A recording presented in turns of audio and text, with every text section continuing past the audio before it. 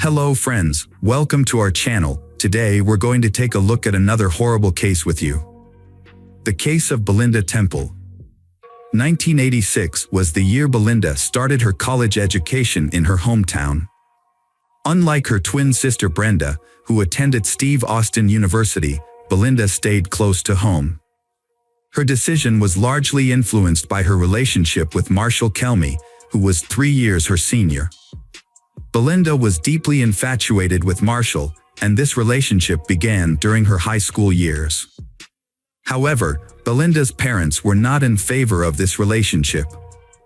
They feared that being involved with Marshall would hinder their daughter's opportunities for a prestigious education. They also worried about the potential consequences of an early pregnancy, which might lead to Belinda dropping out of college altogether. The disapproval of Belinda's parents led to numerous arguments at home. Belinda's mother was particularly opposed to the idea of her daughter moving in with Marshall before marriage. She made her stance clear by stating, "He is nobody to you. Once you're married, you can move out, but until then, you have a home here." This remark seemed to only strengthen Belinda's resolve. In a bold move, Belinda and Marshall announced their decision to get married during a family dinner. Despite the tension, they shared their plans, which was met with a heavy, uncomfortable silence. Belinda's mother was visibly upset but seemed resigned to their decision, gritting her teeth and remaining silent for the rest of the evening. In reality, Belinda had made up her mind to marry Marshall as a way to assert her independence and prove to her parents that she was capable of making her own decisions. They didn't have a grand wedding celebration.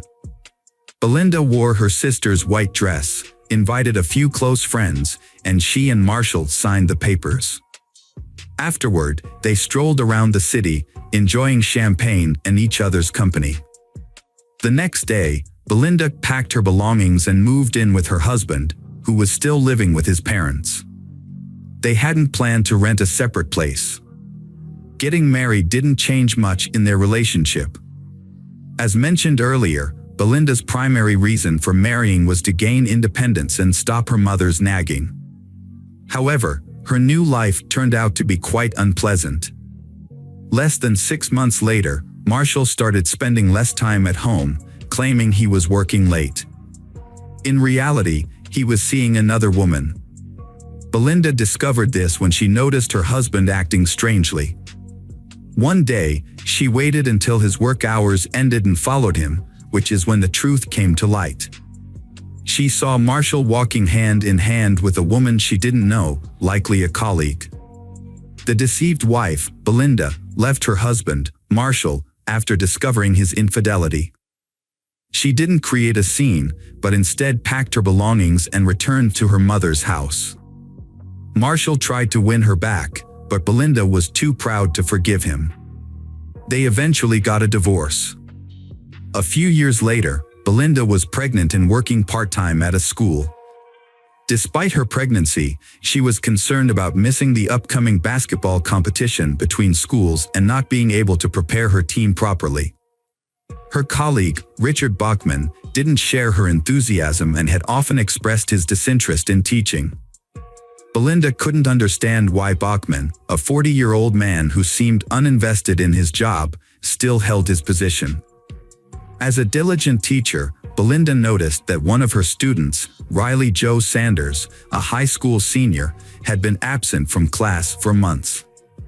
She reached out to her colleagues to determine if the issue was specific to her class or if Sanders was a habitual truant. Her colleagues told her that Sanders came from a troubled home and rarely attended school, implying that his absences were not Belinda's problem. That evening, Belinda decided to take further action. She visited Riley Joe Sanders' mother, who lived nearby, and had a serious conversation with her. Although the talk seemed to have an impact, it didn't quite yield the results Belinda had hoped for. Sanders began attending class and participating on an equal level with his peers.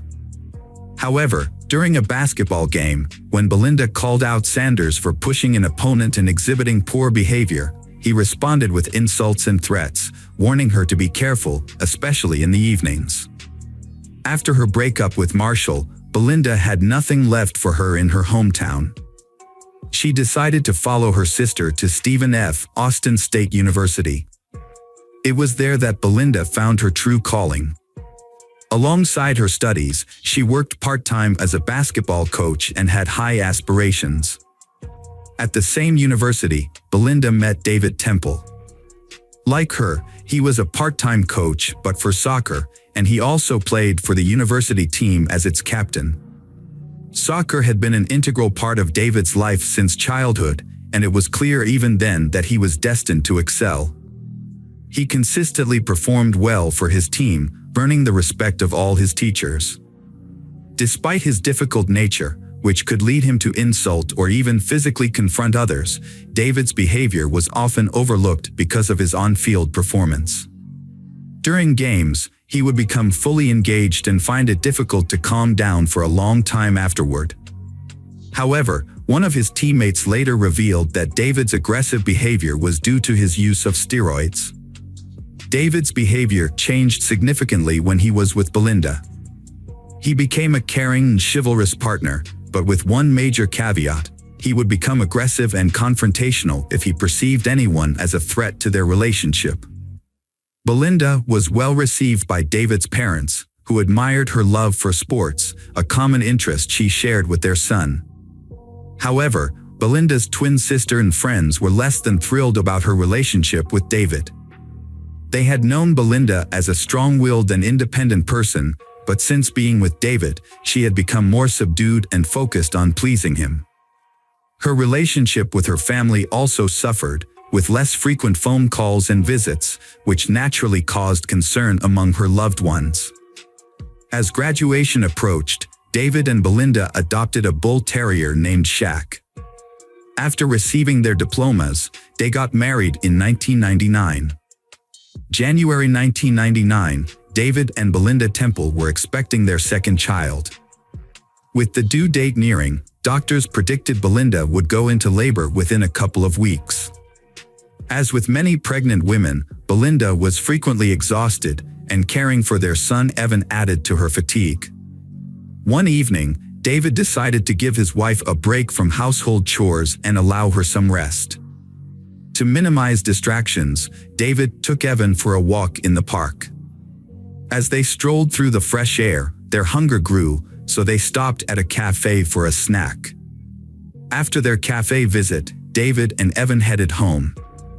Upon arrival, David noticed the front door had broken glass. He quickly told Evan, "I'm going to take you to visit Harland for a bit, okay?"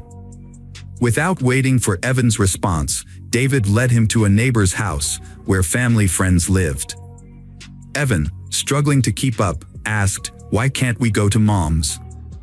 David, unsure of how to respond, said, "Mom's in the hospital right now." The neighbor, Quentin Harland, had just opened the door to unexpected visitors when David rushed past him, taking his son into the living room without a word. David then ran towards his own house, leaving Quentin confused. Quentin shouted to his wife to care for the child and followed David. "What's going on?"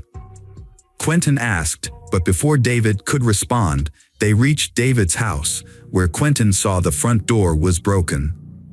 Upon entering, Quentin saw the house was in disarray, with open closets and belongings scattered everywhere. A trail of blood led to the stairs, prompting Quentin to push David aside. Under the stairs, in the dressing room, they found Belinda lying face down with a severe head wound. David, seemingly in shock, didn't react. Instead, he took out his phone and called the police. Police officers quickly arrived at the scene, but they were initially unable to enter the house due to the Temple family's aggressive bull terrier, Shaq, who growled and barked at the unfamiliar men in uniform. One officer drew his gun in response, but David intervened, shouting at them to put their guns away and rushing to restrain the dog in the garage. Upon entering the house, the police assessed the scene and concluded that the perpetrators were likely burglars who had not expected Belinda to be home.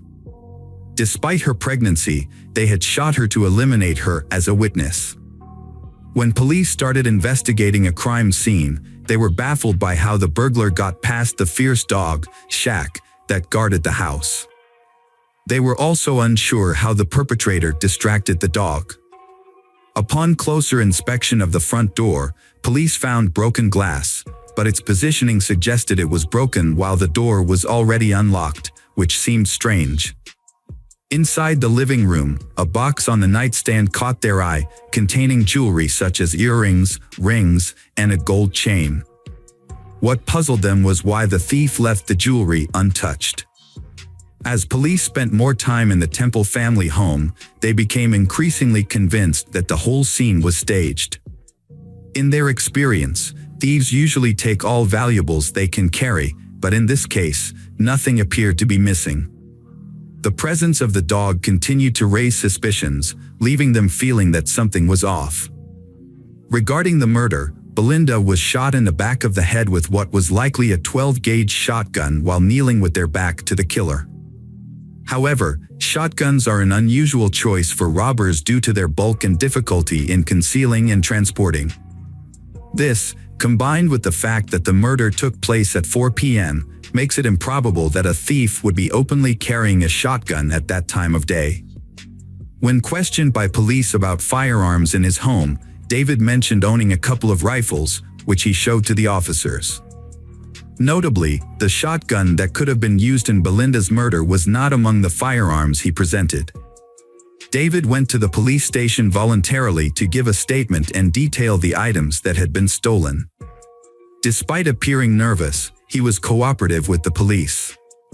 During this time, his son Evan stayed at Quentin's house, oblivious to what had happened. In 1996, David Temple and Quentin Harland were neighbors and co-workers at a school. They were close friends and often socialized together outside of work, watching sports and hosting barbecues with their families. However, their friendship became strained when Heather Scott, a new teacher, joined the school.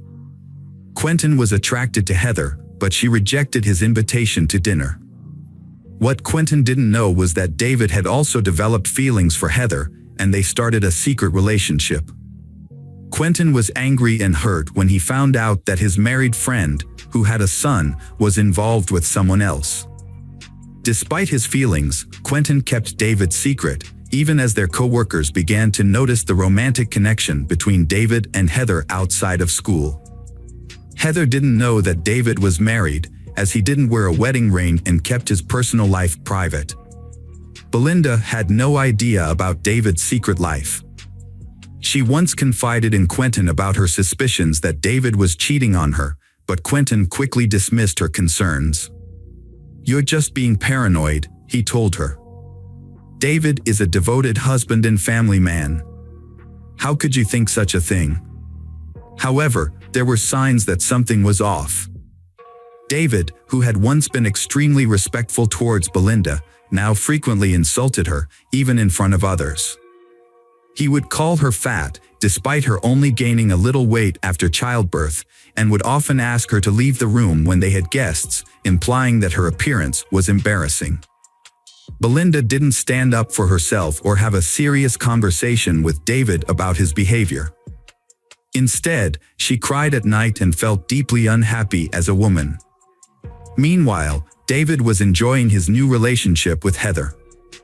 David became increasingly estranged from his family due to a new relationship with a coworker. He put more psychological pressure on his wife, Belinda, and their communication consisted only of insults. Although he never physically harmed her, the verbal abuse continued. That year, Belinda discovered she was pregnant again. The news made her forgive David's past transgressions, and she felt ecstatic. David attempted to appear as a happy father, but it seemed insincere. Sometimes, he would not come home at night, and Belinda was afraid to ask why because she feared his angry outbursts and the potential scandal that could follow. A pregnant Belinda often asked her husband David for help in preparing for the baby's birth, such as running errands, fixing up the nursery, and installing shelves. However, David consistently ignored her requests, leaving Belinda to handle everything on her own, including shopping, painting, and assembling furniture, despite being 8 months pregnant. As Christmas approached, Belinda suggested discussing gift ideas with David, but he proposed skipping gifts that year to save money for the baby. Given the doctor's warning that Belinda might go into premature labor, this seemed like a reasonable decision. However, on Christmas, David didn't even get Belinda a small gift. Instead, he announced that he was leaving to spend the New Year's holidays with friends on a hunting trip. Belinda confided in her sister, who immediately changed her plans to be with Belinda, ensuring she wouldn't feel abandoned, especially since labor could start at any moment. David, during the holidays, spent the time with Heather, who wore a gold necklace given to her by David as a Christmas gift. By 2007, it appeared that David Temple had all but moved on from his wife's murder, as if Belinda had never been a part of his life. The fact that it had been 5 years since the murder and the killer had yet to be caught seemed of little concern to him. He had married Heather in 2001, and together they were raising Evan. The police suspected David of wrongdoing, but they couldn't gather enough evidence to prove anything. While investigating the case files of burglaries in the neighborhood, they discovered that a house on the next street had been burglarized 8 days before the murder at the Temple house. The perpetrator was none other than Riley Joe Sanders, a persistent truant from the school where Belinda taught, who had previously threatened her. He was called in for questioning immediately. Riley had no alibi for the day of the murder, and his father owned a 12-gauge shotgun. However, when the police searched the Sanders house, they did not find the weapon. Realizing the police had reason to detain him, Riley confessed that he was with friends on the day of the murder. He had hidden this information because they were smoking pot in a large group, and he did not want to implicate his friends. As a result, the charge against Riley was dropped. In November 2004, police officers arrived at David's doorstep, handcuffed him, and informed him that he was being held on suspicion of murdering Belinda Temple. David denied the allegations. His trial began in 2007. The investigation revealed that David's motive for the crime was his new relationship with Heather. Colleagues of David testified that during Belinda's pregnancy, he boasted about replacing his fat and pregnant wife with the younger and more attractive Heather. According to the prosecution, David killed Belinda as soon as she returned home from work, as evidenced by her still wearing her work uniform and shoes. They alleged that he then staged a robbery, scattering belongings around the house, before quickly driving to the park with his son to create an alibi. The prosecution also highlighted several suspicious facts, including that nothing was stolen from the house, and a fierce dog in the yard would have prevented any stranger from entering. Furthermore, witnesses reported seeing David's car stopped near a rice paddy, where the murder weapon was likely discarded, with only his son Evan present in the vehicle at the time. However, the shotgun was never found in the area where the crime occurred. Heather testified that before Belinda's murder, her relationship with David was not serious, and she didn't even love him. This statement introduced uncertainty into the jury's decision, as it raised questions about David's motive. Would he really kill his wife over a non-serious relationship, or was Heather lying to protect him? In November 2007, David was sentenced to life in prison. 2 years later, a friend of Riley Sanders came forward to the police to clear David's conscience. According to this friend, Riley had previously confided in him about taking his father's shotgun with the intention of robbing the Temple family home. Riley wanted to teach his teacher, David Temple, a lesson. Riley claimed that he had almost entered the house but was thwarted by a bull terrier that ran out of the garage. He shot at the dog but missed, and fearing the noise would attract neighbors, he quickly ran away. This new testimony was submitted to the court, prompting a review of the case. David was released from prison on bail while the review was underway. Meanwhile, Heather decided she no longer wanted to be married to someone who had spent so much time in jail and whose future was uncertain. She filed for divorce. The jury took a long time to deliberate on David's sentence. The case wasn't revisited until 2023, when David was still awaiting a final decision on his sentence. David was ultimately convicted and received a life sentence with the possibility of parole after 17 years. Throughout the trial, his son Evan struggled to accept that his father was capable of committing such a heinous crime. Evan continued to support his father until the very end. Welcome to our channel. Today we're going to take a look at another horrible case with you. The case of Valeria Vivano.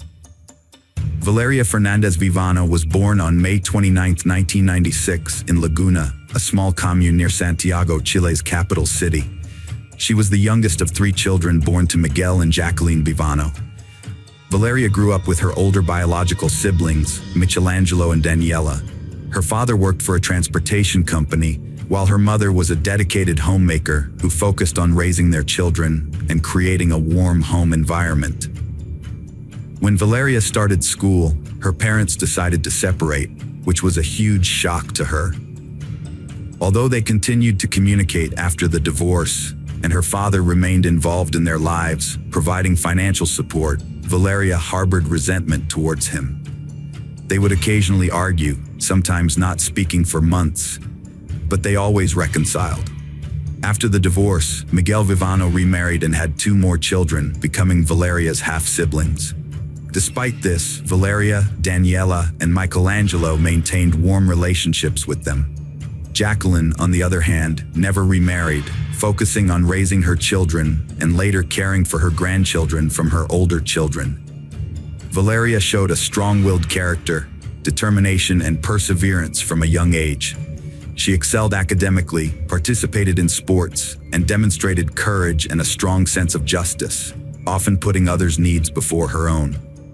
Valeria's desire to help those around her, protect the vulnerable, and fight for justice likely inspired her to pursue a career in law enforcement. After graduating from high school, Valeria enrolled in the police academy in Santiago, where she graduated with honors in 2016 at the age of 20. The following year, she joined the Chilean police force and began working in the capital's serious crimes unit. From the start of her career, Valeria demonstrated herself to be a dedicated and passionate law enforcement officer, driven by a strong sense of justice. She was deeply committed to her job, performing her duties with diligence and always ready to respond to any situation at a moment's notice. Whether it meant leaving in the middle of the night to investigate a crime scene, pursuing suspects at personal risk, or providing emotional support to those who had lost loved ones, Valeria was always willing to go the extra mile. Her colleagues praised her as kind, cheerful, and friendly, yet she remained a consummate professional and trustworthy partner. Over nearly 5.5 years of service, Valeria received numerous accolades and awards, rapidly advancing in her career and earning the respect of her peers and the admiration of her superiors. A highlight of her career was representing her department in Spain, where she spent 2 weeks in Madrid on an official visit, an experience that filled her with immense pride. By 2020, she had risen to the rank of assistant inspector. A 21-year-old rookie cop, Lionel Alejandro Contreras Canales, joined the precinct where Valeria worked, fresh from the police academy. Valeria took him under her wing, becoming his mentor in his first job. A few months into their partnership, they got along fairly well. Not much is known about Lionel's upbringing, but it's believed he came from a wealthy and influential family with a high-ranking official as an uncle, which gave him a life of comfort and luxury. As a result, Lionel was self-absorbed, expecting everything to go his way. Valeria soon caught Lionel's attention, and he made several attempts to win her over, asking her out on dates, but she rejected him each time. Valeria was dedicated to her job and saw workplace romances as unprofessional. She was also strict with Lionel, viewing him as immature. Although Lionel was only 3 years younger, Valeria found his behavior childish and hoped to help him grow up. On May 29, 2021, Valeria turned 25. She celebrated her birthday at her mother's house, surrounded by many guests, including relatives, friends, and work colleagues. However, Lionel was not invited, Valeria intentionally left him out to avoid any potential awkwardness, as he had recently tried to rekindle their romance. When she talked to him about it, he only reaffirmed his feelings for her, which she wanted to keep private from their colleagues. Valeria looked upset despite the festivities. She was trying to conceal her sadness with a fake smile. The recent quarrel with her father had caused days of silence between them, and she had hoped he would put their differences aside and come to her party, giving them a chance to make up. But all he did was send a congratulatory message without even bothering to phone her. Jacqueline, Valeria's mother, noticed her daughter's distress and knew that the rift with her father was the cause of her sadness. Angry at her ex-husband's actions, she was convinced that Miguel would eventually reach out to Valeria and they would talk things through and reconcile. Tragically, Valeria and her father never got the chance to resolve their issues. 2 weeks later, she lost her life in a fatal shooting while on duty on June 13, 2021. Valeria was participating in street patrols and vehicle checks that night, searching for suspects related to a crime that had occurred the previous day in a suburb of the capital. The police had issued an alert for a white Kia Chato, believed to be driven by a suspected criminal who was likely armed and possibly accompanied by others in the car. Valeria was riding in a patrol car with her partner Lionel, driven by Deputy Commissioner Felipe Gilardo. They spotted the suspect's vehicle and immediately gave chase, without waiting for backup. The officers successfully intercepted and blocked the suspect's escape. Canales and Vivano jumped out of their vehicle, guns drawn, and yelled for the offenders to surrender and exit their car with their hands raised. Just then, a single shot rang out, and in the ensuing chaos, Valeria clutched her side and fell to the asphalt beside the police car. Reinforcements arrived simultaneously, and her colleagues heard the shot and saw that she was wounded, but they couldn't fully comprehend what had happened or who had fired. The criminals took advantage of the momentary confusion, sped away, and escaped the scene. Despite the swift arrival of medics and her colleagues' efforts to stop the bleeding, Valeria's life couldn't be saved. She was rushed to the nearest hospital, where top specialists fought to save her life for several hours. Unfortunately, due to severe blood loss and damage to vital organs, Valeria passed away on the operating table, never regaining consciousness. Valeria's family rushed to the hospital after hearing the news, but they were too late. Miguel, her dad, was overwhelmed with grief and regret, haunted by their recent petty argument. His guilt was so intense, it put his own health at risk. Valeria died in the line of duty during an operation to catch dangerous criminals, hailed as a hero for giving her life to ensure others' peace and safety. Local media extensively covered the story, praising her courage and selflessness. The public was shocked and captivated by the arrests, and soon the suspects were identified as 19-year-old Miguel Alejandro Cupin and his 17-year-old accomplice, whose name was not released due to his age. Both had previous convictions for minor crimes. In response to the arrests, Chile's president, Miguel Juan Sebastián Pinera, issued an official statement promising that those responsible would face the full extent of the law. As the investigation progressed, some facts didn't add up. Valeria's body was returned to her family after the autopsy and buried in a capital city cemetery, with hundreds attending the funeral. Her parents described the experience as a terrible nightmare. Notably, among those who carried Valeria's coffin was her colleague Lionel, who seemed more grief-stricken than anyone else. However, other colleagues reported that there had been recent tension between Valeria and Lionel, to the extent that Valeria didn't even invite him to her birthday celebration. Legal proceedings started right after the funeral against those arrested the next day. Initially, everyone thought the guilty ones were caught and proving it would be easy.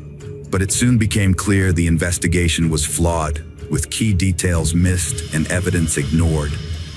A month and a half after the officer's death, 2 employees were suspended for their alleged role in the incident. Valeria's parents were called to the prosecutor's office, expecting new evidence. Instead, They were devastated to learn from prosecutor Juan Carlos Carrasco that their daughter died from a bullet fired by her colleague. Subsequent investigations showed that the fatal shot was fired from a service weapon held by one of Valeria's co-workers. A same-day ballistics test confirmed this, but the results were tampered with, and the bullet's characteristics, shape, caliber, and weight were incorrectly recorded in the evidence locker. Furthermore, the bullet had passed through Valeria's body, but it wasn't extracted. Instead, it was reported to have been extracted, and the entry and exit wounds in the forensic reports were switched. The shot was fired into her back, not her abdomen. Furthermore, the detainees who were on trial, claiming to have confessed to their involvement and were on the verge of imprisonment, began filing complaints. They alleged that their confessions were obtained through torture and threats, and the pistol they had with them that evening was not even loaded. Moreover, their involvement in the prior crime that prompted the interception plan that fateful night remained unconfirmed. A surprising twist emerged in the public's perception of Vivano, transforming her from a tragic hero who died in the line of duty to an innocent victim betrayed by her own colleagues. As a result, the main suspect shifted to Felipe Gilardo Ara, who was driving the police car, and Lionel Alejandro Contas Canales, Vivano's partner, who was seated in the back. Both were immediately suspended from duty. On August 5th, it was discovered that the fatal bullet came from a police-issued weapon. A document surfaced showing examination results that implicated Lionel as the prime suspect, as he was the only one with gunshot residue on his hands, a crucial finding that had been mysteriously left out of previous reports. Additionally, several other vital documents, including ballistics examination reports and the pathologist's conclusions, were improperly stored in an archive box that had not been thoroughly reviewed. It remains unclear whether this was an accident, an oversight, or a deliberate attempt to conceal crucial evidence. The police officers involved in the operation to catch the criminals surprisingly became suspects in the murder of their fellow officer. Along with the suspects already arrested, they participated in a reenactment of the events of that night to clarify what had happened. In the reenactment, Philippe, who was driving, explained that he could only see Valeria, who was sitting next to him in the front passenger seat, when she got out of the car. Lionel, who was sitting behind them, also exited the vehicle, but Philippe couldn't see what he was doing. According to Philippe, Valeria took just a few steps before a shot was fired, causing her to fall to the ground. At that point, Lionel rushed to help the injured woman and provide first aid to try to save her life. Lionel gave a different account of what happened, saying that he and his partner Valeria got out of the patrol car at almost the same time, but she rushed forward immediately after the shot was fired. He denied shooting his colleague, Valeria, and claimed that Philippe, the driver, should have seen him trying to help Valeria and confirmed this. According to Lionel, he was the first to assist Valeria and tried to stop her bleeding to prevent her from dying. The investigation managed to reconstruct the events, despite inconsistencies in the witnesses' statements. They found that Canales was behind his partner when the shot was fired, which corresponded with the bullet's trajectory.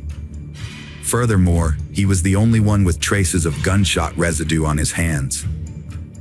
Lionel was arrested as prime suspect after secret reports and test results were released, while other detainees were freed on condition they stay local, lacking evidence to implicate them. But the officers' motives remained unclear. The prevailing theory is that a tragic accident occurred when an inexperienced young officer unintentionally fired his weapon while standing behind his partner. In a state of panic, he attempted to assist her. Later, when submitting his service weapon, he falsely claimed not to have fired it. However, the truth eventually came to light, exposing that influential relatives of the young officer exploited their power, wealth, and connections to conceal the incident, leading to fabricated reports, missing documents, contradictory evidence, and coerced testimony from detained individuals. Despite Canales' arrest, suspicions about Felipe's involvement persisted. Philippe was also armed with the same service weapons, was present at the scene, and could have accidentally fired the fatal shot. Additionally, Philippe had a history of using his weapon unjustifiably during an arrest, although no one was harmed on that occasion. The defense team, hired by Lionel's relatives, presented a theory that Philippe might have accidentally shot his colleague due to the identical service weapons, which could have been mixed up or intentionally swapped. Philippe's own testimony was inconsistent, and he claimed he couldn't accurately describe the events that took place. Despite this, the lack of gunpowder residue on the driver's hands suggested his innocence. Philippe's explanation that the residue came from when he was compressing the victim's wound was not believable, given that Valeria's blood stains remained on his hands. The investigation was widely criticized, and the victim's parents were left feeling desperate, leading to public outrage and a loss of trust in law enforcement. Following further investigation, Lionel remained the sole suspect. Lionel was ultimately found guilty of manslaughter and sentenced to 12 years in prison. However, in a surprise move, the Supreme Court later overturned the sentence, reducing his imprisonment to just 540 days. Valeria's family is now planning to sue the Chilean state, accusing the judges of corruption. Friends, welcome to our channel. Today we're going to take a look at another horrible case with you.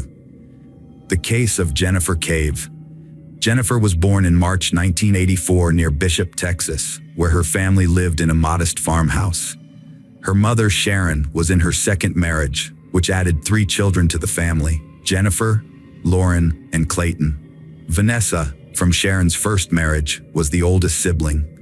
Jennifer's father, Charlie, worked as a welder and was a decent husband and father, until his alcoholism turned him into a mean and unbearable person who would hurl insults and cause trouble. When he was sober, he was calm and respectable. Sharon's family stayed close despite their unstable home. She worked at a chemical plant and cared for the kids. Jennifer, unlike her outgoing siblings, was shy and book-smart, developing exceptional memory. However, her love for reading affected her eyesight, requiring glasses, which didn't boost her self-esteem, but didn't stop her from participating in school activities. Eventually, her father's destructive drinking habit caused her family to break apart. After the separation, Jennifer and her brother Clayton chose to stay with their father, Charlie. They showed him great compassion and tried to support him in overcoming his addiction, hoping to prevent his downfall. Jennifer was so desperate to help her father quit drinking that she ignored his lack of determination to fight his habit. 4 years after her parents' divorce, in 1999, Sharon met Jim Sedgwick, a new partner. As Jennifer entered her teenage years, she underwent a transformation. She got rid of her braces and contact lenses and replaced her glasses, which brought out her natural beauty. However, her personality began to change along with her physical appearance. She started socializing with kids from troubled families, but thanks to her high intelligence, she managed to graduate at the top of her class.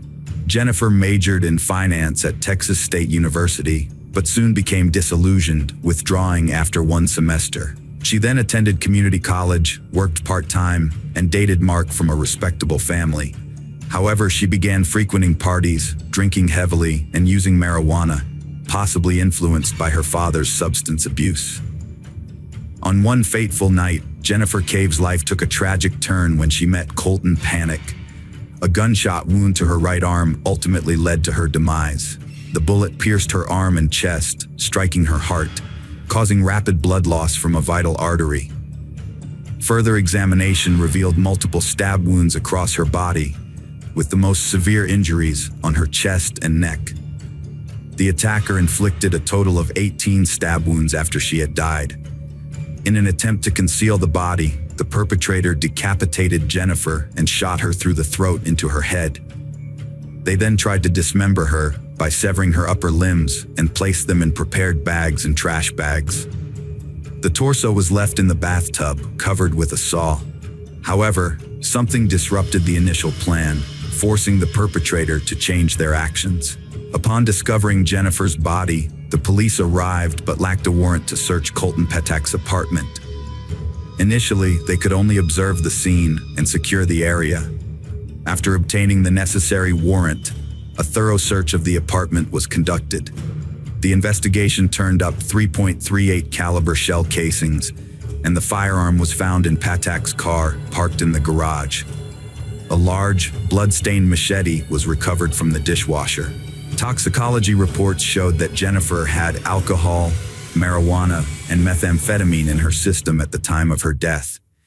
In one of the rooms, investigators found a road atlas with certain pages torn out, specifically those highlighting routes in southwest Texas. This discovery provided a crucial clue, suggesting the reason behind the apartment owner's sudden disappearance. Colton Petak had fled the area. As a result, law enforcement immediately issued a warrant for his arrest. Colton was born in Bryant, Arkansas, and grew up to be a charming and clever boy who was popular among his female peers during his teenage years. His father's successful agricultural business provided the family with a comfortable lifestyle. However, this comfort seemed to spoil Colton, making him both ambitious and hot-tempered. In his free time, Colton was passionate about skateboarding and playing the guitar. He attended a Catholic boys' middle school in Little Rock, where he excelled academically, frequently making the honor roll. He was also a National Merit Scholarship finalist in 2000. By his senior year, Colton had started to get into trouble with alcohol and fights, largely due to his association with a group of wealthy kids who lived a life of leisure, often hosting parties with undesirable consequences. Despite these problems, his high graduation scores secured him admission to the University of Texas at Austin. Unfortunately, he failed to focus on his studies, instead continuing his reckless lifestyle, losing friends, and earning a reputation as a frequent drinker and marijuana user. If not for his self-destructive tendencies, Colton could have had a bright future. Colton was kicked out of his university fraternity and began selling drugs. His parents tried to help him overcome his addiction, even going so far as to take him back in at home. In the spring of 2004, Colton met Jennifer at a party, and they immediately clicked. Despite her tendency to idealize people, Jennifer decided to take a chance on Colton rather than walk away from the potentially dangerous relationship. Over time, their friendship blossomed into romance. As their relationship grew, Jennifer started using illegal drugs with Colton. His apartment, once luxurious, became a hub of excess, with drug use becoming a normal part of their daily lives. As a result, Jennifer's addiction worsened. Her parents repeatedly attempted to intervene, even giving her a car in the hopes that she would spend more time at home. However, each time she returned, her promises to change were short-lived. Colton's condition deteriorated, and he became increasingly paranoid. In an attempt to emulate a gangster, he started carrying a gun and knife. In 2004, he was arrested for possessing illegal substances and even attended a rehabilitation program, but he showed no genuine commitment to overcoming his addiction. Jennifer's parents visited her, but the visit was disappointing. She had failed to keep her promises, had lost a significant amount of weight, and looked unwell. Her family suggested she seek treatment at a rehabilitation center, but she refused outright. This upset her parents, Sharon and Jim, who then cut off her financial support, hoping that their tough love approach would motivate her to take control of her life. With no money, Jennifer had no choice but to move in with Colton. What happened between Jennifer and Colton in his apartment remains unclear, but after living with him for a month, Jennifer made the decision to leave. A friend came to her rescue, offering a room and emotional support. Although Jennifer confided in her friend about her fears and no longer felt safe around Colton, she chose not to elaborate on the details. Whatever it was, it clearly terrified her, and she refused to consider getting back together. When Colton showed up asking her to take him back, Jennifer stood firm in her decision. Her resolve only strengthened when she noticed he was carrying a knife. She urged him to calm down and suggested they maintain a platonic relationship instead. To her surprise, He agreed. From then on, Jennifer kept her distance from Colton and began rebuilding her relationship with her parents. For the first time, her life was slowly getting back on track. In early 2005, Jennifer started dating Scott, a single father who seemed like a breath of fresh air. Unlike Colton, Scott led a stable life, working as a waiter, playing keyboards in a band and singing, all while staying sober. As they spent more time together, Jennifer's self-confidence grew, and she even looked healthier by his side. She took on a maternal role, caring for Scott's daughter and keeping their home. However, she still had a lingering fear that she might flee at a moment's notice if Colton were to call her again. Colton moved to the Orange Tree Apartments near the university after Laura Hall arrived. The complex had a pool, making it a party spot. Colton's behavior remained unpredictable, with friends reporting he played Russian roulette alone. It was at one of these parties he met Laura Ashley Hall, who became infatuated with him. She showed jealousy towards other women, especially Jennifer, and came across as arrogant to their peers. Colton and Laura started dating soon after. Like Jennifer, Laura was deeply drawn to Colton. When he was sentenced to 60 days in jail in June 2005, Laura sent him all her earnings, even going into debt. Friends noticed that she changed for the worse, becoming bolder, neglecting her job and personal care.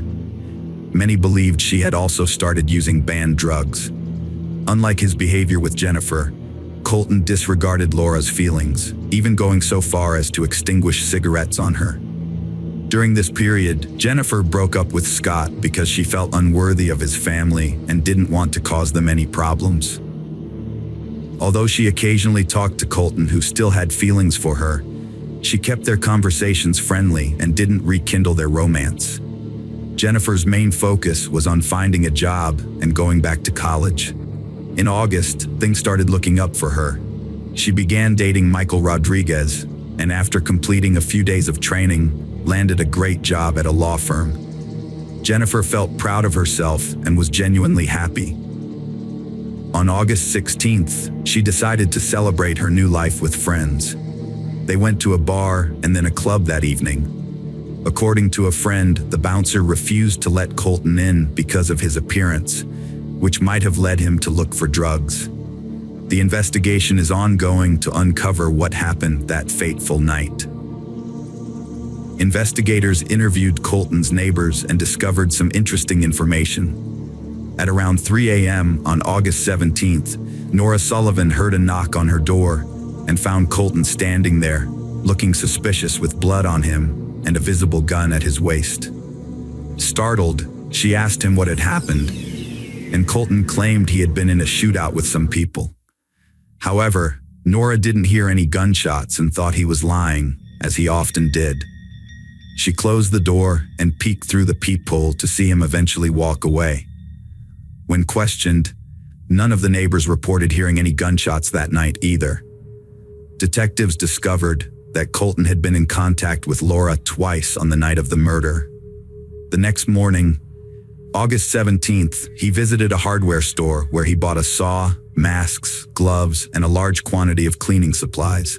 He used these items to dismember Jennifer's body and planned to clean the apartment to destroy any evidence of the crime. The unexpected arrival of Sharon and Jim may have startled him, causing him to flee. A crucial discovery in Colton's apartment led investigators straight to him. Colton, accompanied by Laura Hall, was tracked down in Mexico, where they had crossed the border in Laura's car. During this time, local authorities distributed Colton's photo nationwide. The couple enjoyed themselves in Mexico, visiting cinemas and restaurants, and stayed in a hotel in the border town of Piedras Negras. An employee at the hotel recognized Colton from the distributed photo and took his picture, sending it to the police. Mexican law enforcement arrested the pair and handed them over to U.S. officials at the border. Before being released, Laura Hall caused a scene with the Border Patrol, loudly proclaiming Colton's innocence and hindering the arrest process. However, she later admitted that their trip to Mexico was the best experience of her life. In total, they spent around 5 days abroad. On August 23, 2005, Colton Poniak was arrested and charged with a crime related to Jennifer Cave's death. A month later, Laura Hall was arrested and charged with tampering with evidence and obstructing justice. During the trial, prosecutors presented key evidence found in the apartment, including a store videotape and a receipt for items purchased. Colton claimed he had no memory of the night of August 16-17th, blaming his amnesia on heavy drinking and illegal drug use. Initially, he didn't deny involvement in Jennifer's death, but insisted he had no recollection of the events. He claimed to have woken up to find his ex-girlfriend's body in the bathroom, and then contacted Laura, who allegedly advised him to buy a saw and cleaning supplies. Together, they allegedly dismembered the victim and hid the body parts in bags. Prosecutors argued that Laura was responsible for Jennifer's injuries after her death. Colton later implied that Laura might have been motivated by jealousy, suggesting she sought revenge against a romantic rival.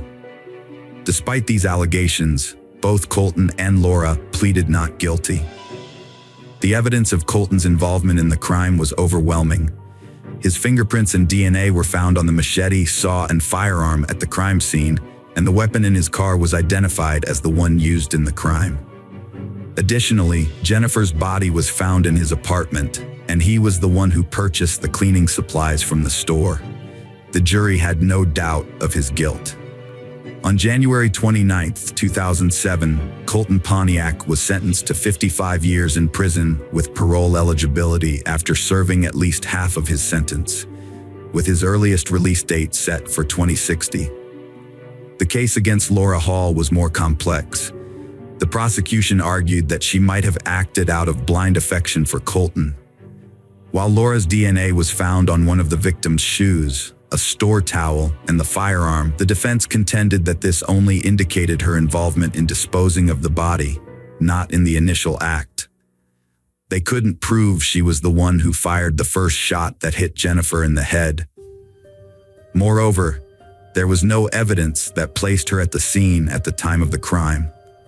Laura maintained that she only learned of the crime when Colton told her, and claimed he forced her to flee to Mexico with him. However, witnesses from their time in Mexico reported that they seemed to enjoy their trip in 2007, which cast doubt on Laura's story. Laura Hall was convicted of obstructing justice and tampering with evidence and received a 6-year prison sentence. In a subsequent trial in 2010, she was given the maximum sentence of 11 years and a $144,000 fine. She was paroled on March 15, 2018, with GPS monitoring, and completed her sentence in August of the same year. However, her current whereabouts are unknown. Colton Poniak is still in prison, where he has filed multiple appeals, all of which have been unsuccessful. Throughout these appeals, he has consistently claimed to have no memory of the tragic events of that night. However, he has revealed that there are witnesses who claim Laura confessed to Jennifer's death. Poniak alleges that during the trial, the prosecutors were aware of this information, but failed to disclose it to his defense team, suggesting that he may have been set up. Although Poniak's legal motions were denied, this revelation has raised questions among the public. Moreover, Jennifer's parents believe that Laura's punishment was too lenient.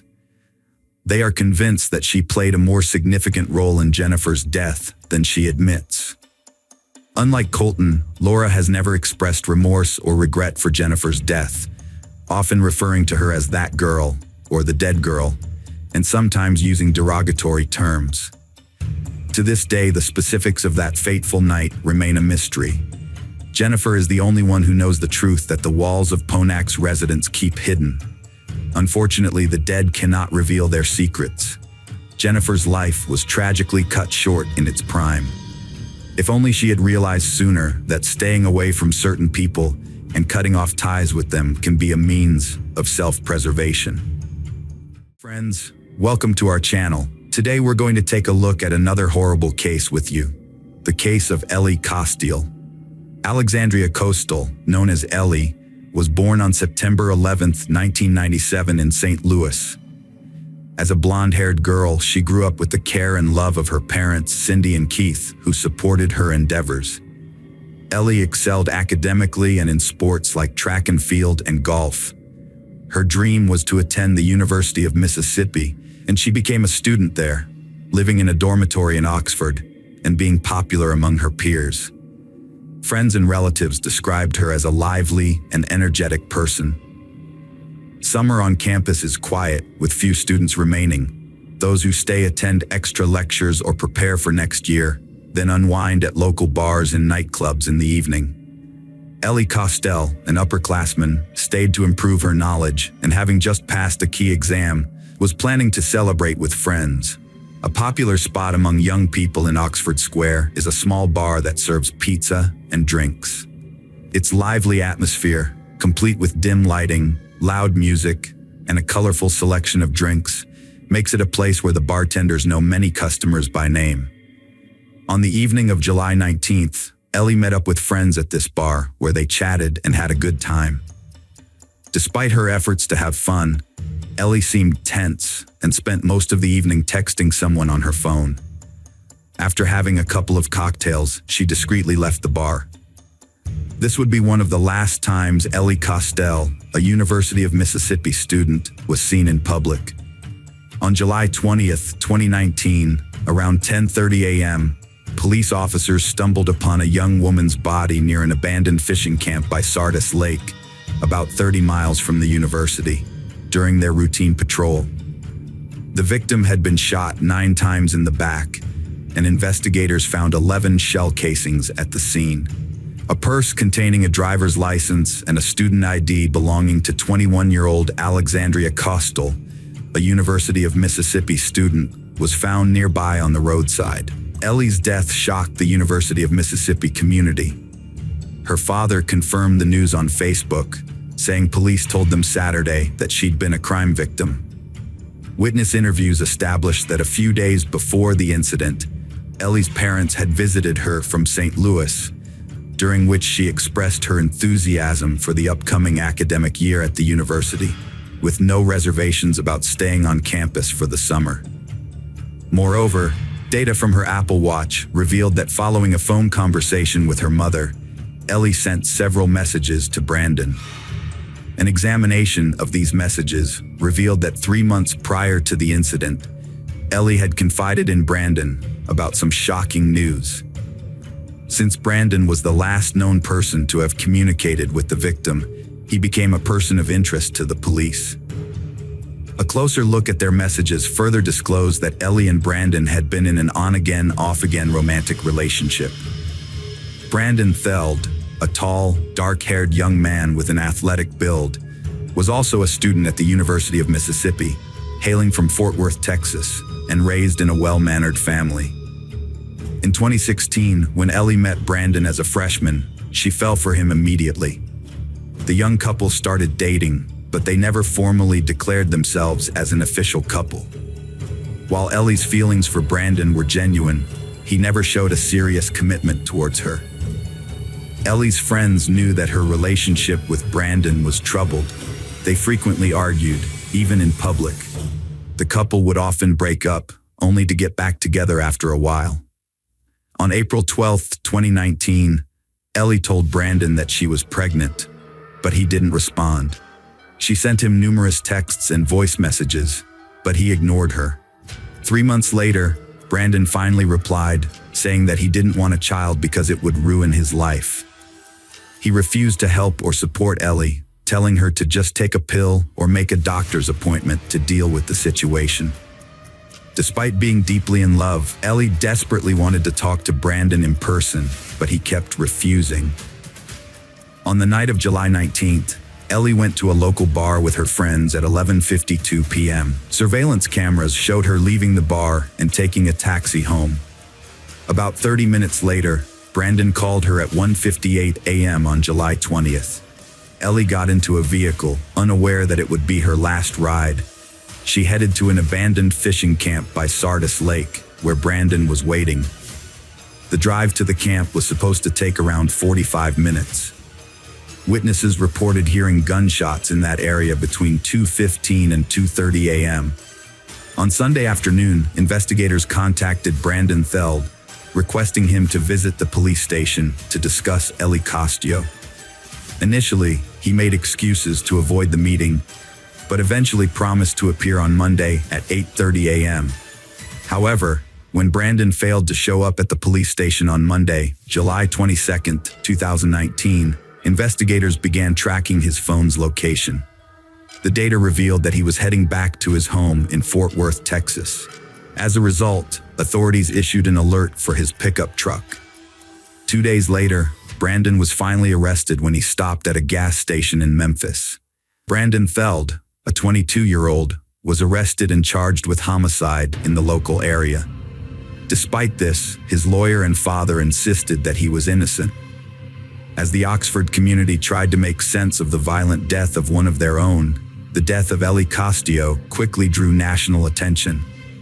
Reporters from all over the country came to Oxford, eager to learn more about Ellie and the person accused of killing her. Brandon Theld maintained his innocence until the end, but the evidence was against him. A gun matching the shooting was found in his possession, along with bloody clothing. He had gone to Texas to get his father's gun, suggesting premeditation. His internet history showed searches for abortion services and ways to avoid punishment for a crime. A letter to his parents revealed his dark thoughts and feelings, where he mentioned that something in him just didn't work, and that he thought it was the end for him.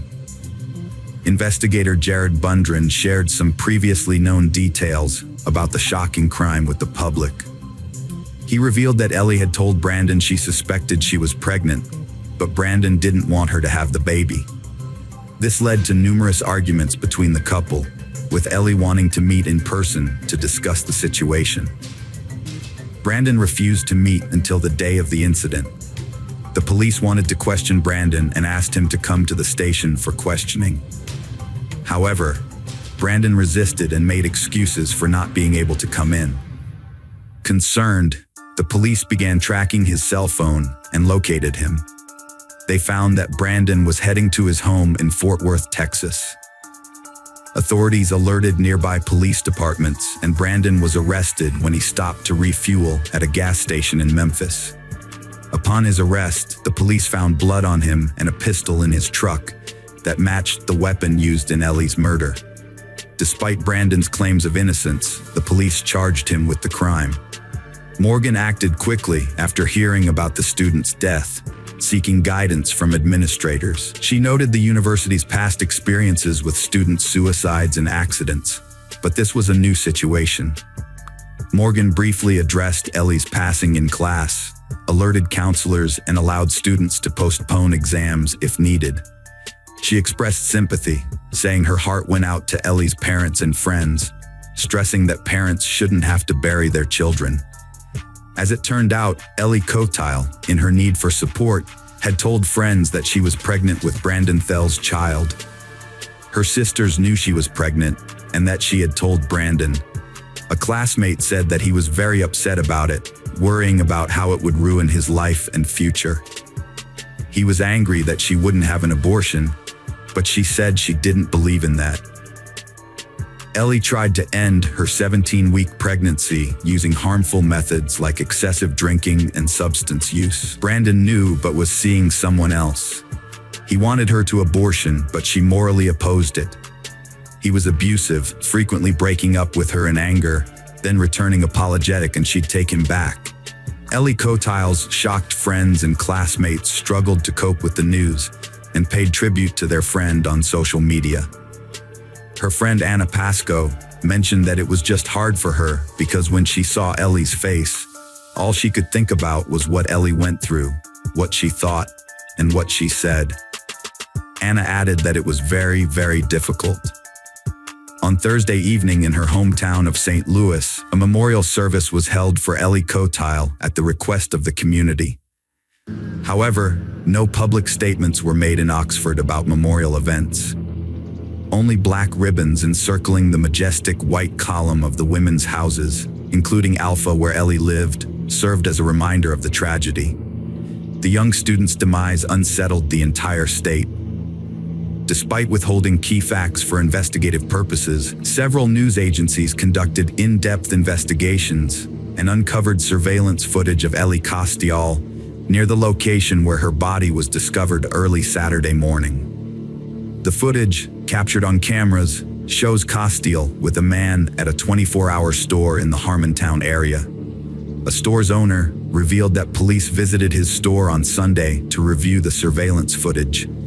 However, he claimed that the investigators didn't explain the reason for their visit and took some evidence with them when they left. According to him, the video footage is erased every 72 hours, making it impossible to retrieve the captured footage. The business owner expressed his shock, saying, "We've never had any problems or violent incidents here. This is a small town, it's quiet, everyone knows each other. This is just madness." Lafayette County Sheriff's Office keeps investigation details quiet to ensure the perpetrator is brought to justice, says Coroner Rocky Kennedy, who explains that revealing too much now could jeopardize the case. Kennedy shrugged off intense media scrutiny, saying every case is equally important and gets the same level of attention. Michelle Miller stressed the need to recognize relationship warning signs after Ellie's death, questioning if it could have been prevented. Brandon Theld was charged and sentenced to life, with parole possible at 65, now serving at the Mississippi State Penitentiary. Brandon Theld showed remorse at his trial, apologizing to Ellie Costial's family and his own for her death. A key piece of evidence was that Ellie was never pregnant, leaving us to wonder why she fabricated it. She seemed to believe the lie, hoping it would win Brandon's heart. Tragically, her loved ones still grieve. Welcome to our channel. Today we're going to take a look at another horrible case with you.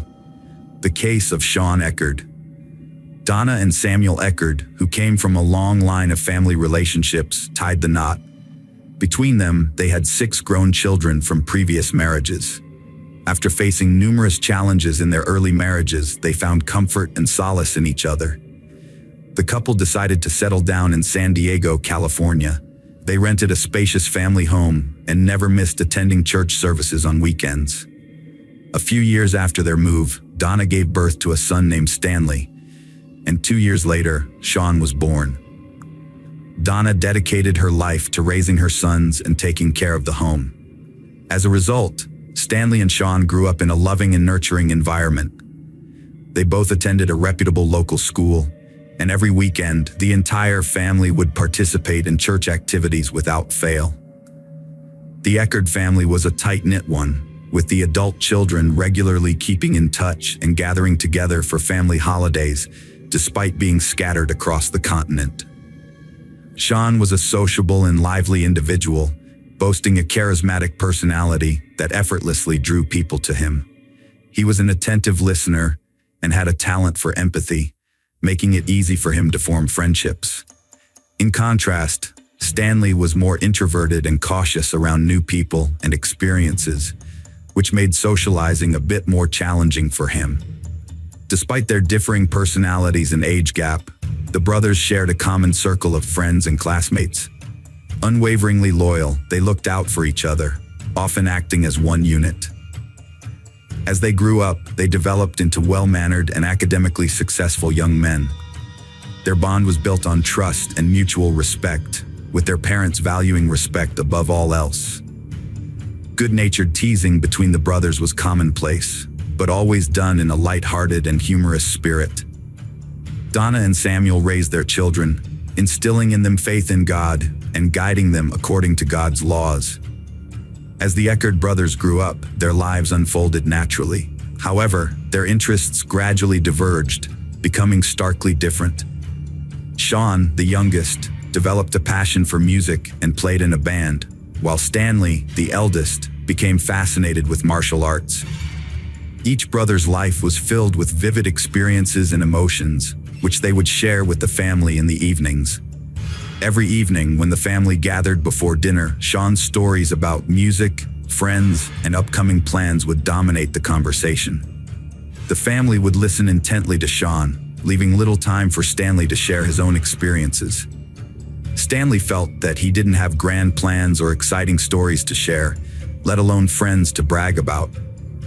As a result, he humbly listened to his brother's stories, never getting the chance to share his own. On one memorable evening, Sean shared with his family that he had met a neighbor, Mary Jane, a delicate young girl with bright brown eyes and long blonde hair. He was captivated by her and had been drawn to her house by the enchanting piano melodies drifting from her open window. Entranced, he walked into her home without knocking, but his self-assurance and charm helped him to extricate himself from the awkward situation and make a good impression on the girl he was interested in. Although Mary Jane was a few years older than Sean, they were able to maintain a friendly relationship. Sean, being the social butterfly, would often organize picnics, inviting Mary Jane to join in. They spent their time strolling, visiting parks, and taking in the views from observation decks. However, their blossoming adolescent romance was cut short by the harsh realities of the adult world. The Eckerd family received devastating news about the illness of Donna's elderly mother, Sean and Stanley's great-grandmother. In pursuit of a better life, Sean's parents tried to consider the interests of each family member, but their decision ultimately changed the course of their lives. Sean was reluctant to leave his hometown, his friends, and Mary Jane, but the decision had already been made. The Eckards left the city where their children had grown up and moved to a new state. In 2005, they settled in Donna's mother's house in Spring Hill, Florida, starting a fresh chapter. For the whole family, this move felt like a breath of fresh air, as it proved to be the right decision. Sean and Stanley's grandmother was recovering well. Initially, the move was tough on Sean, who missed his band, strolls with Mary Jane, and hangouts in his favorite city. However, Sean's optimistic nature soon took over, and he began to build a new life as vibrant as the one he had left behind. Donna and Samuel found jobs at the Presbyterian Church, where they spent most of their time. Donna looked after the children in the nursery, while Samuel assisted with the chapel. Over time, the brothers reconciled and made new friends together. At their new school, they revived their old life. Sean rejoined the school band, while Stanley attended a martial arts school near their home. Despite their busy schedules, Sean remained obsessed with Mary Jane. Every night, he'd lock himself in his room and talk to her on the phone for hours. Their goodbyes always ended the same way, with Sean promising to visit her once he got his parents' permission. While Sean held on to his first love, the more reserved and modest Stanley struggled to find his place within the family. In an attempt to assert himself, Stanley made a series of poor decisions that would ultimately have devastating consequences for the entire family. In May 2006, Stanley told his parents he was quitting school to focus on martial arts and start a club. However, his extreme enthusiasm led him to associate with the wrong crowd, and he began committing petty fraud and trying illegal drugs. In 2007, his questionable connections landed him in trouble with the law, and he was arrested for stealing and charged with felony fraud. The news of Stanley's misbehavior hit his mother, Donna, hard. She had a heart attack and ended up in the hospital, but a lawyer hired by her sister-in-law helped resolve the situation. The lawyer successfully defended Stanley, highlighting the lack of concrete evidence, which led to a suspended sentence.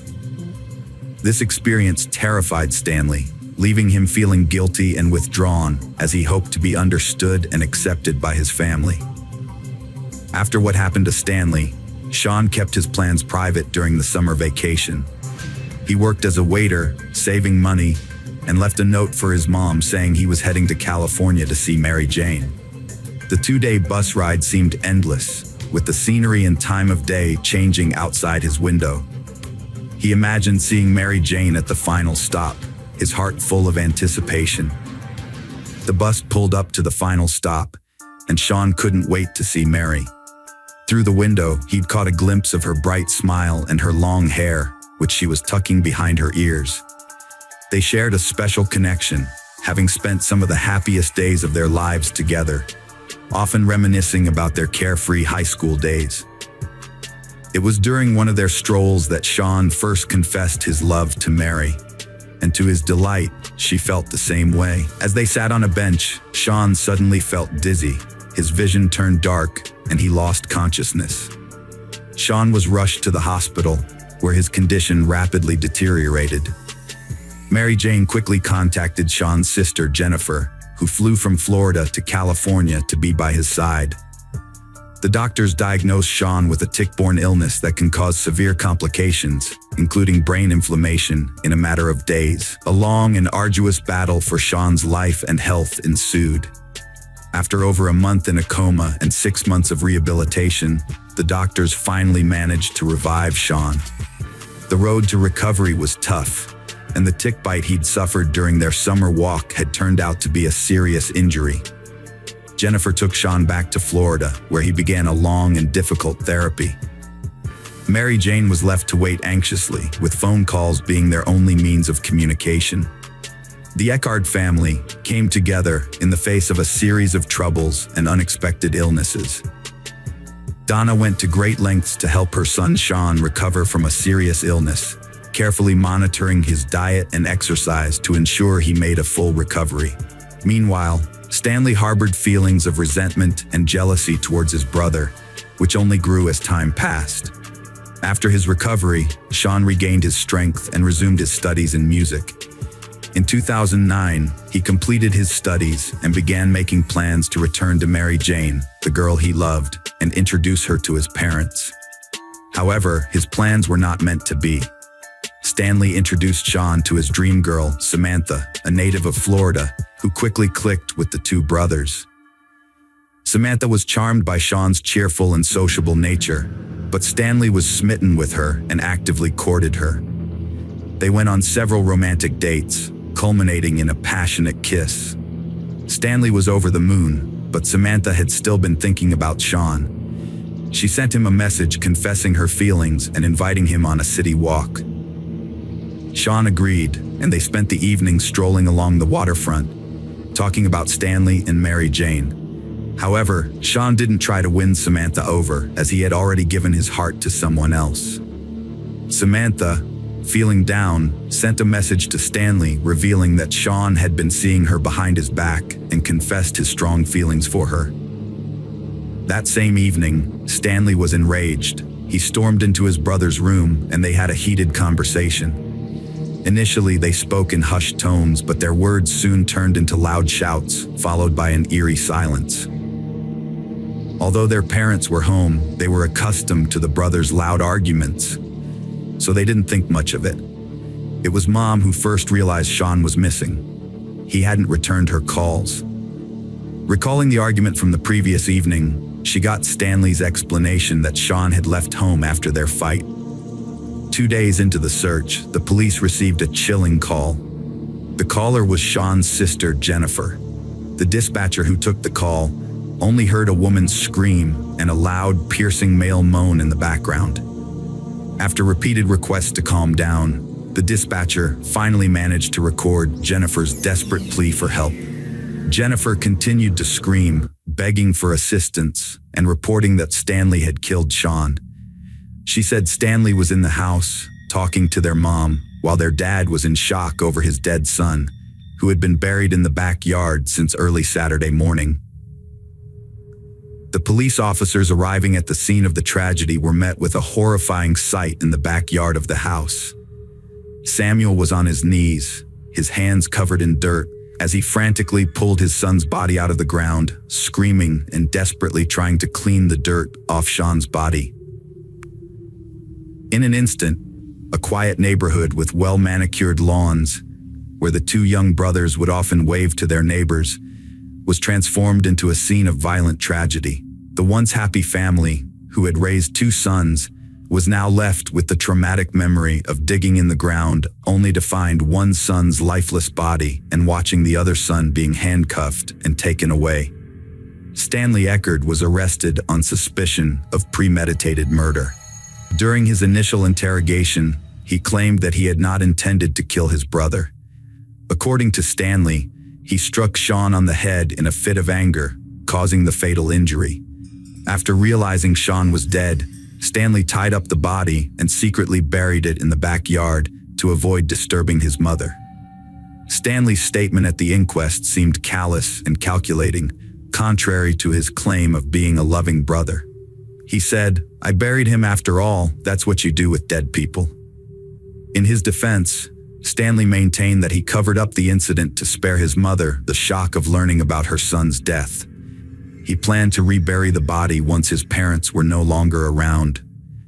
Stanley's behavior during the interrogation was inconsistent. At times, he broke down in tears, confessed to the crime, and expressed remorse, portraying the incident as an accident. However, he also displayed hatred towards Sean, speaking harshly and bitterly about his brother, whom he blamed for his troubles and for winning their mother's and Samantha's affections.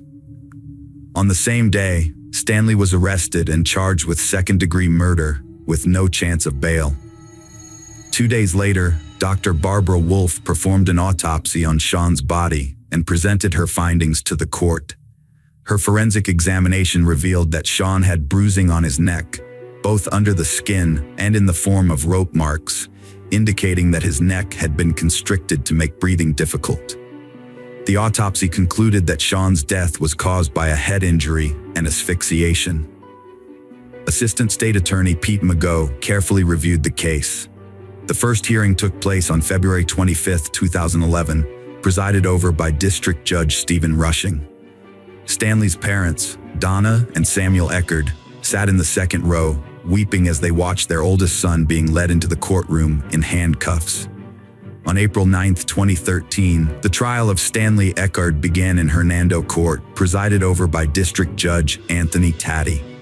The defense team, led by attorney Alan Hunter, faced prosecutor Pete in the prosecution. The prosecution's main objective was to convince the jury that Stanley had carefully planned the crime, whereas the defense argued that the tragedy resulted from a spontaneous fight. In his closing statement, Alan Hunter appealed to the jury to consider Stanley's attempt to cover up the crime, allegedly driven by good intentions.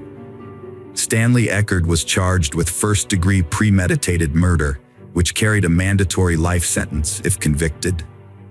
The verdict would determine his fate, with sentencing scheduled for May 13th. Alternatively, if convicted of second-degree murder, Stanley faced up to life in prison. Throughout the trial, Stanley maintained that he never intended to kill his brother 3 years prior, before burying him in the front yard of their house. Prior to the trial, Eckerd had rejected a plea deal from prosecutors, which offered to limit his prison sentence to 20 years in exchange for pleading guilty to second-degree murder. As the clerk read the verdict, Stanley remained stone-faced, his fate now in the hands of District Judge Anthony Taddy, who had presided over the 5-day trial. Samuel and Donna, the parents of the accused, wept quietly as the jury left the courtroom. Samuel's sobs soon turned to screams as numerous relatives gathered around him and his wife, Donna.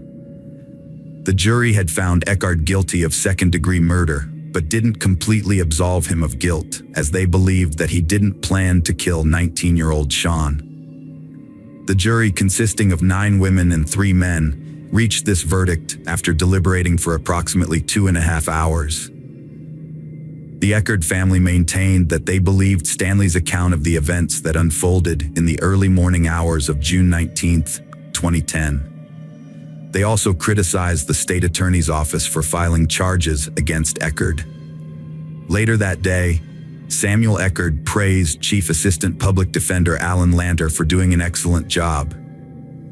The family, however, questioned the appropriateness of the sentence and subsequently filed an appeal to overturn the verdict, which was denied. Samuel Eckerd expressed his surprise at the jury's verdict, stating that he couldn't understand how the jury reached a verdict of second-degree murder in about 2 hours. He added that despite that, their faith was not shaken. One undisputed fact that emerged during the trial was that after his brother's death, Stanley pulled his body out of Sean's bedroom window and buried it in a shallow grave in the backyard of the family's Spring Hill home. It was Samuel Eckerd who discovered Sean's body 2 days later. Pete Mago showed the jury photos of Sean's body in a hole, highlighting the gruesome reality. He emphasized Stanley's inconsistent testimony. changing his story 6 times when questioned about his brother's death. Mago revealed Stanley sent fake messages from Sean's phone, pretending he was alive. After hours of questioning, Stanley finally admitted to killing Sean during a struggle, claiming he hid the body to protect their mother. Mago argued Stanley's manual infliction of injuries constitutes murder, citing testimony and statements about escalating tensions with Samantha Rowe. Stanley discussed revenge with his brother and friend, mentioning a method of killing, but this evidence was tenuous. Alan Lanter argued a crime requires intent, denied killing his brother, and cited the pathologist's testimony that Sean's death was likely caused by a combination of factors, including a head injury possibly sustained from a fall. Lanter reminded the jury of Donna Eckerd's testimony about Sean's severe mood swings after his illness diagnosis. She also said his death was an accident. Lanter urged jurors to focus on the circumstances leading to Sean's death, not the disturbing photos or Stanley's decision to bury him. Stanley Eckerd is not a murderer, Lanter said. The Eero parents were devastated, having lost 2 sons in one day. The brutal murder of an innocent brother is beyond comprehension. Welcome to our channel. Today we're going to take a look at another horrible case with you, the case of Kendra Hatcher. Kendra Hatcher was born on February 3, 1980, in Springfield, Sangamon County, Illinois, to Reagan Hatcher and Bonnie Gibson Jameson Colley. Her parents divorced, and her mother later married Bruce Jimon. She had 3 sisters, Jamie Coleman Ashel Lepom, Melissa Jameson, and a brother, Neil Hatcher. Kendra grew up in Pleasant Plains, where she studied dentistry. After getting divorced in 2010, she moved to Dallas and started working at Smile Zone, a dental studio. As a devout Christian, Kendra wanted to use her dental skills to help others, providing free services to disadvantaged children at the clinic. In her spare time, Kendra was involved in various activities, including teaching Bible studies and participating in volunteer programs. These programs involved building churches abroad and providing free dental services to children in Ecuador. After moving to Dallas, Kendra's professional career took off rapidly. Her personal life also began to blossom when she met Dr. Ricardo Palacios through a dating app on May 24, 2015. Kendra and Ricardo shared similar values, interests, and life goals. Ricardo was completing his dermatology residency at the University of Texas Southwestern Medical Center. Despite having only been together for a few months, they were already discussing their upcoming marriage. A tragic incident in a parking lot took the life of Kendra, cutting short all their future plans. Upon arriving at the crime scene, investigators examined the evidence and initially suspected robbery as the motive, given that Kendra's purse and some valuables were missing. They found bullet fragments and a gun magazine near her body. However, the circumstances of the shooting and the bullet wounds suggested that robbery was not the primary motive. One bullet struck Kendra in the back, while the other hit her in the head. The entry wound was at the top of her head, and the bullet exited through her chin, indicating that she had her hands up and behind her head when she was shot. The murder theory was later confirmed when investigators obtained CCTV footage and reconstructed the events. The footage showed a black Jeep Grand Cherokee entering the parking lot at 7:15 p.m. 30 minutes later, Kendra returned home and parked in the same garage. Shortly after, a man approached her, shot her, and then ran to the side before jumping into the Jeep and driving off. Although the video quality was poor and the crime scene was not clearly visible, the authorities were unable to identify the assailant. However, they put the vehicle on a wanted list and appealed to the public for assistance. A man named Ortiz contacted the police after recognizing his car and footage related to the shooting. Ortiz claimed that, although the car belonged to him, he was not involved in the shooting and was not driving it at the time. He explained that, on the morning of September 2nd, he had lent his Jeep to 2 of his girlfriends, Brenda Delgado and Crystal Cortez, who asked to borrow it until the evening. Later that evening, Brenda called Ortiz to meet her at a restaurant where they were at the time of the crime. Meanwhile, Crystal Cortez drove the Jeep back to Ortiz's house. When Ortiz saw his Jeep on the TV news, he confronted Brenda, who initially denied that it was his Jeep, then admitted that Crystal had used it without his knowledge. Brenda tried to persuade Ortiz not to report the incident, offering to pay to have the Jeep repainted. At first, Ortiz was hesitant to get involved with the police, fearing it might jeopardize his pending U.S. citizenship. However, he eventually decided to cooperate and provided the police with the names of Brenda and Crystal. The police then tracked the movements of the Jeep on the day of the crime and located the two women. Brenda Delgado was the first to be questioned, but she claimed to have no knowledge of Kendra Hatcher and provided an alibi, stating she was at a restaurant with Ortiz at the time of the crime and produced receipts as proof. However, as the investigation continued, the truth slowly emerged, revealing the attempts by the perpetrators to conceal their involvement. Brenda Delgado came from a modest family. Her parents, Luis and Maria, immigrated to Dallas from Mexico, where her father worked in a factory. Brenda excelled academically and dreamed of attending medical school, but her parents couldn't afford the tuition. After high school, she continued to live with her parents, working as a dental assistant and at a spa, while still aspiring to a more affluent and beautiful life. Brenda balanced her dental assistant job with spa work, where she whitened her teeth. In 2012, she fell for Ricardo at a Jennifer Lopez concert. 3 months later, she moved in with him. Ricardo was smitten, meeting her parents, and Brenda gushed about her love in a Facebook birthday post. Brenda discovered she was pregnant, but Ricardo convinced her to have an abortion, leaving her devastated. After recovering from the ordeal, Brenda focused on her career and her beloved Ricky. She enrolled in Stanford that fall. Although it seemed like Brenda had moved on from the breakup, she was still hurting.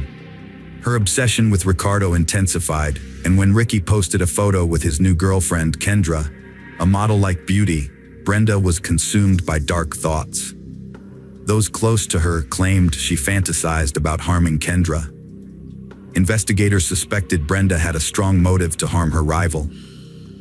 Ricardo confirmed that Brenda Delgado was his ex-girlfriend, and they had an on-again, off-again relationship from 2012 to 2015. They broke up a few months before Ricky met Kendra. Despite this, Ricardo believed he and Brenda remained friends and didn't think there was any bad blood between Brenda and Kendra. The reconstructed events revealed a disturbing picture of how manipulative and ruthless an abused woman can be. Brenda Delgado concocted a sinister plan to win back her former lover, Ricardo, and eliminate Kendra Hatcher, the woman he had moved on to. Initially, Brenda posed as Ricardo's supportive friend, pretending to take an interest in his relationship with Kendra. Unbeknownst to Ricardo, she gathered information about their future plans, which he naively believed was genuine concern. After Kendra's death, Ricardo confided in Brenda via text message, pouring out his grief. Brenda feigned sympathy, offering to help him in any way possible. Unaware of her true intentions, Ricardo trusted her completely. What he didn't know was that Brenda had been secretly manipulating him for months. She had been snooping on his mail, learning about his plans with Kendra, including their travel arrangements.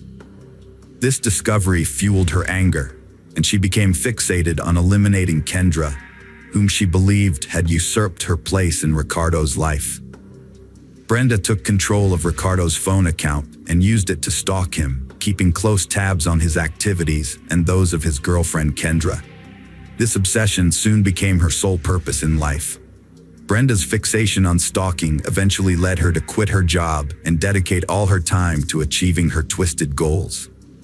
Over time, she devised a cruel and terrifying plan to murder Kendra and take her place beside Ricardo. To put her plan into action, Brenda approached several acquaintances with an offer to harm Kendra in exchange for money. She eventually found a 21-year-old single mother, Crystal Cortez, who was struggling financially and willing to assist her.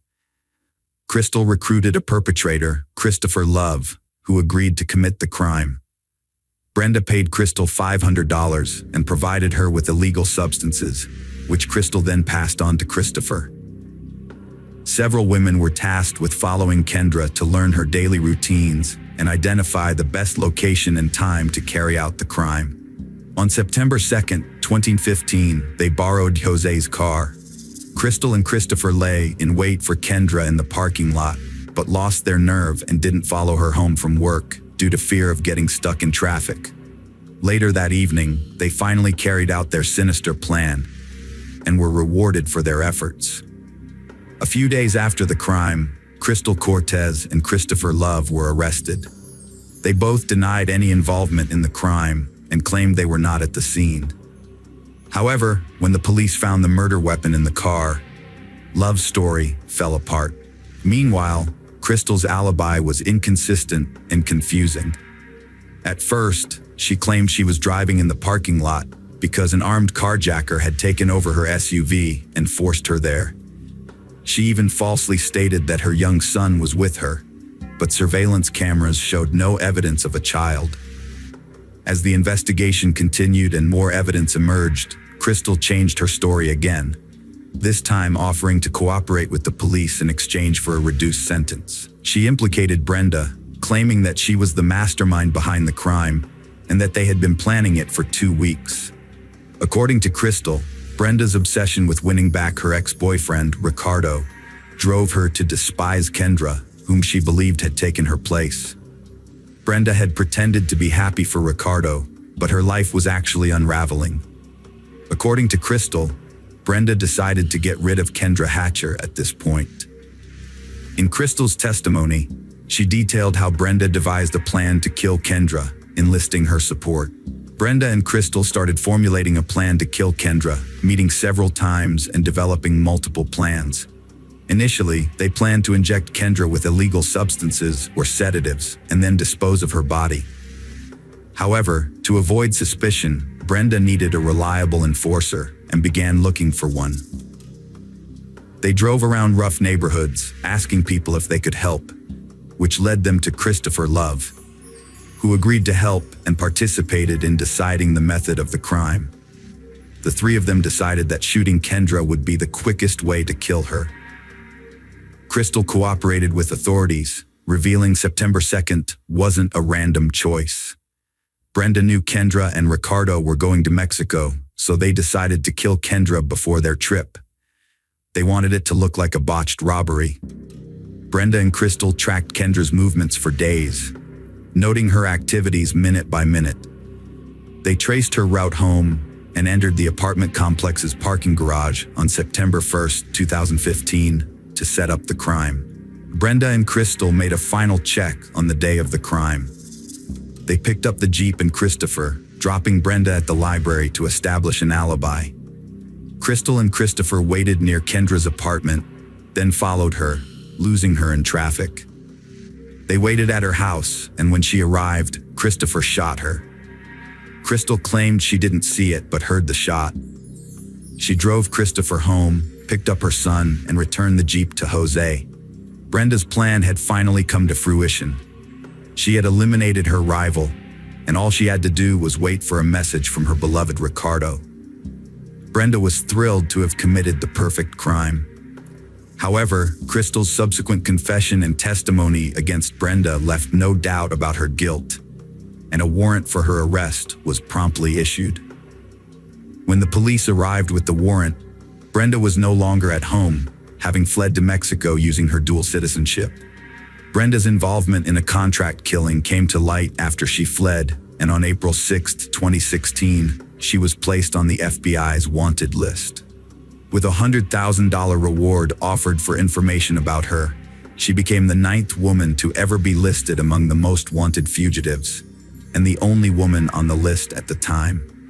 However, her freedom was short-lived, as she was apprehended just 2 days later in Torreon, Coahuila, by Mexican authorities, who extradited her to the United States on October 6, but only on the condition that she would not face the death penalty. Brenda was charged with capital murder in the U.S.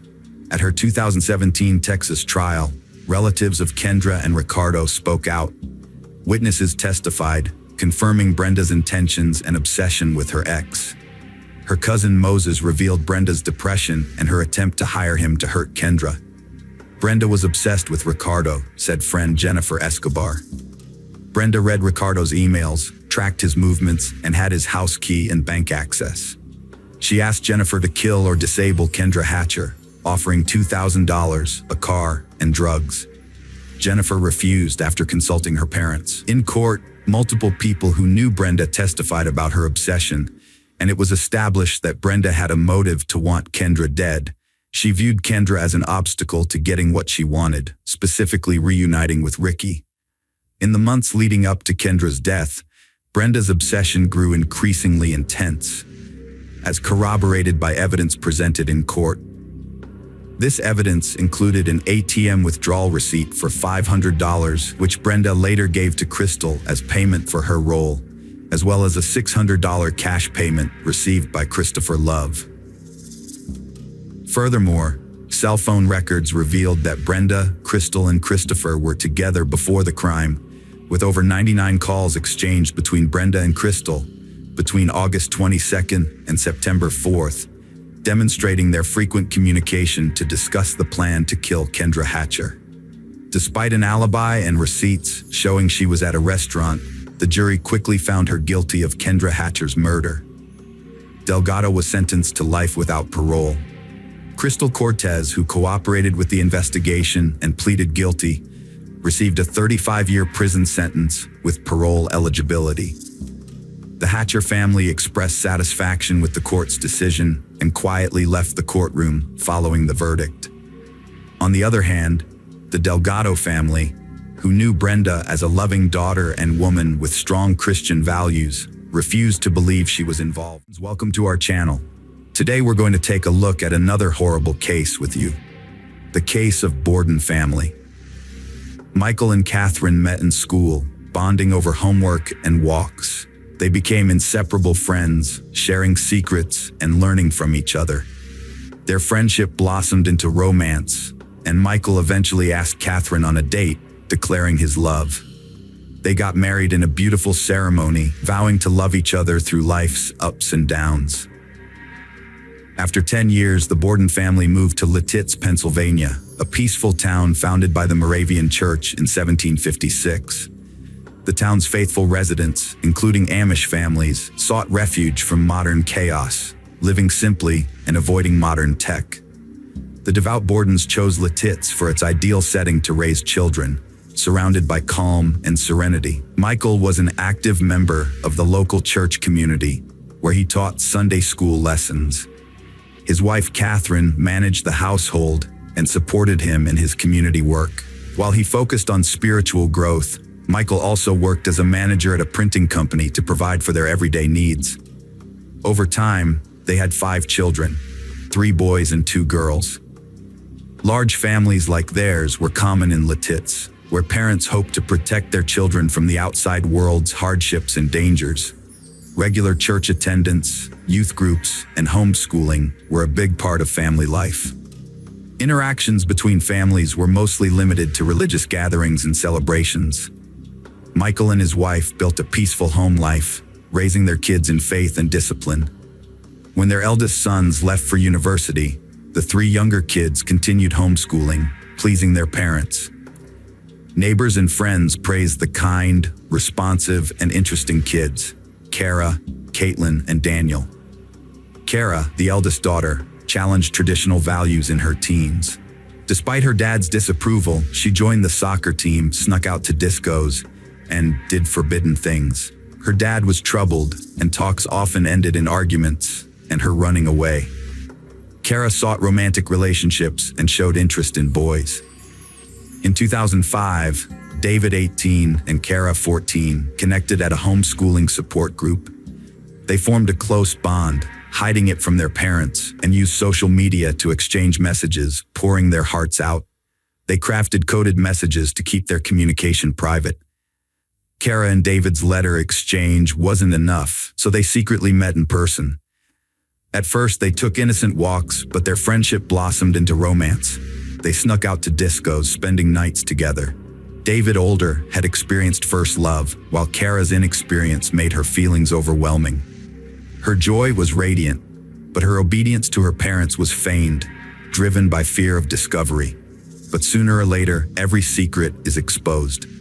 One day, Kara couldn't keep her secret hidden anymore and confided in her sister. She showed her a photo of David, told her about how they met and how they were deeply in love and willing to overcome all obstacles to be together. They were even planning to run away to be together. However, Kara's sister was worried about her and told their mother about their planned elopement, which ultimately revealed the secret of the young lovers.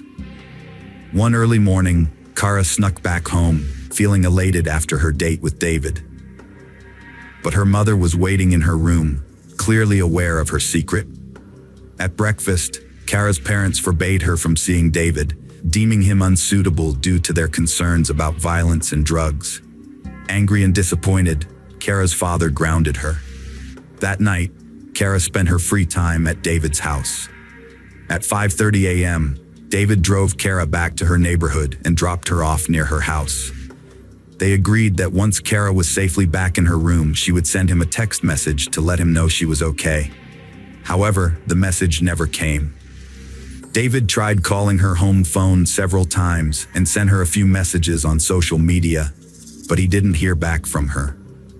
An hour later, Kara finally got in touch with him, explaining that she had gotten caught by her parents and asked him to come over so they could talk to him.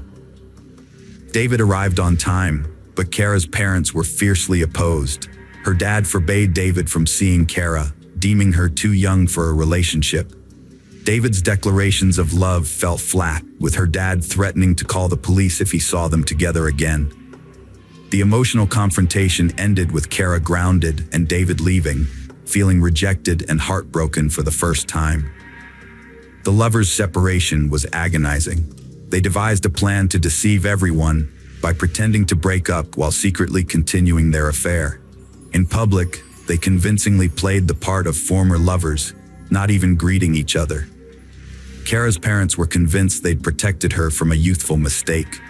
However, David missed Kara terribly, often reading Shakespeare and imagining openly serenading her like Romeo. David Ludwig took drastic measures by calling Kara's home to request a meeting with her father, Michael.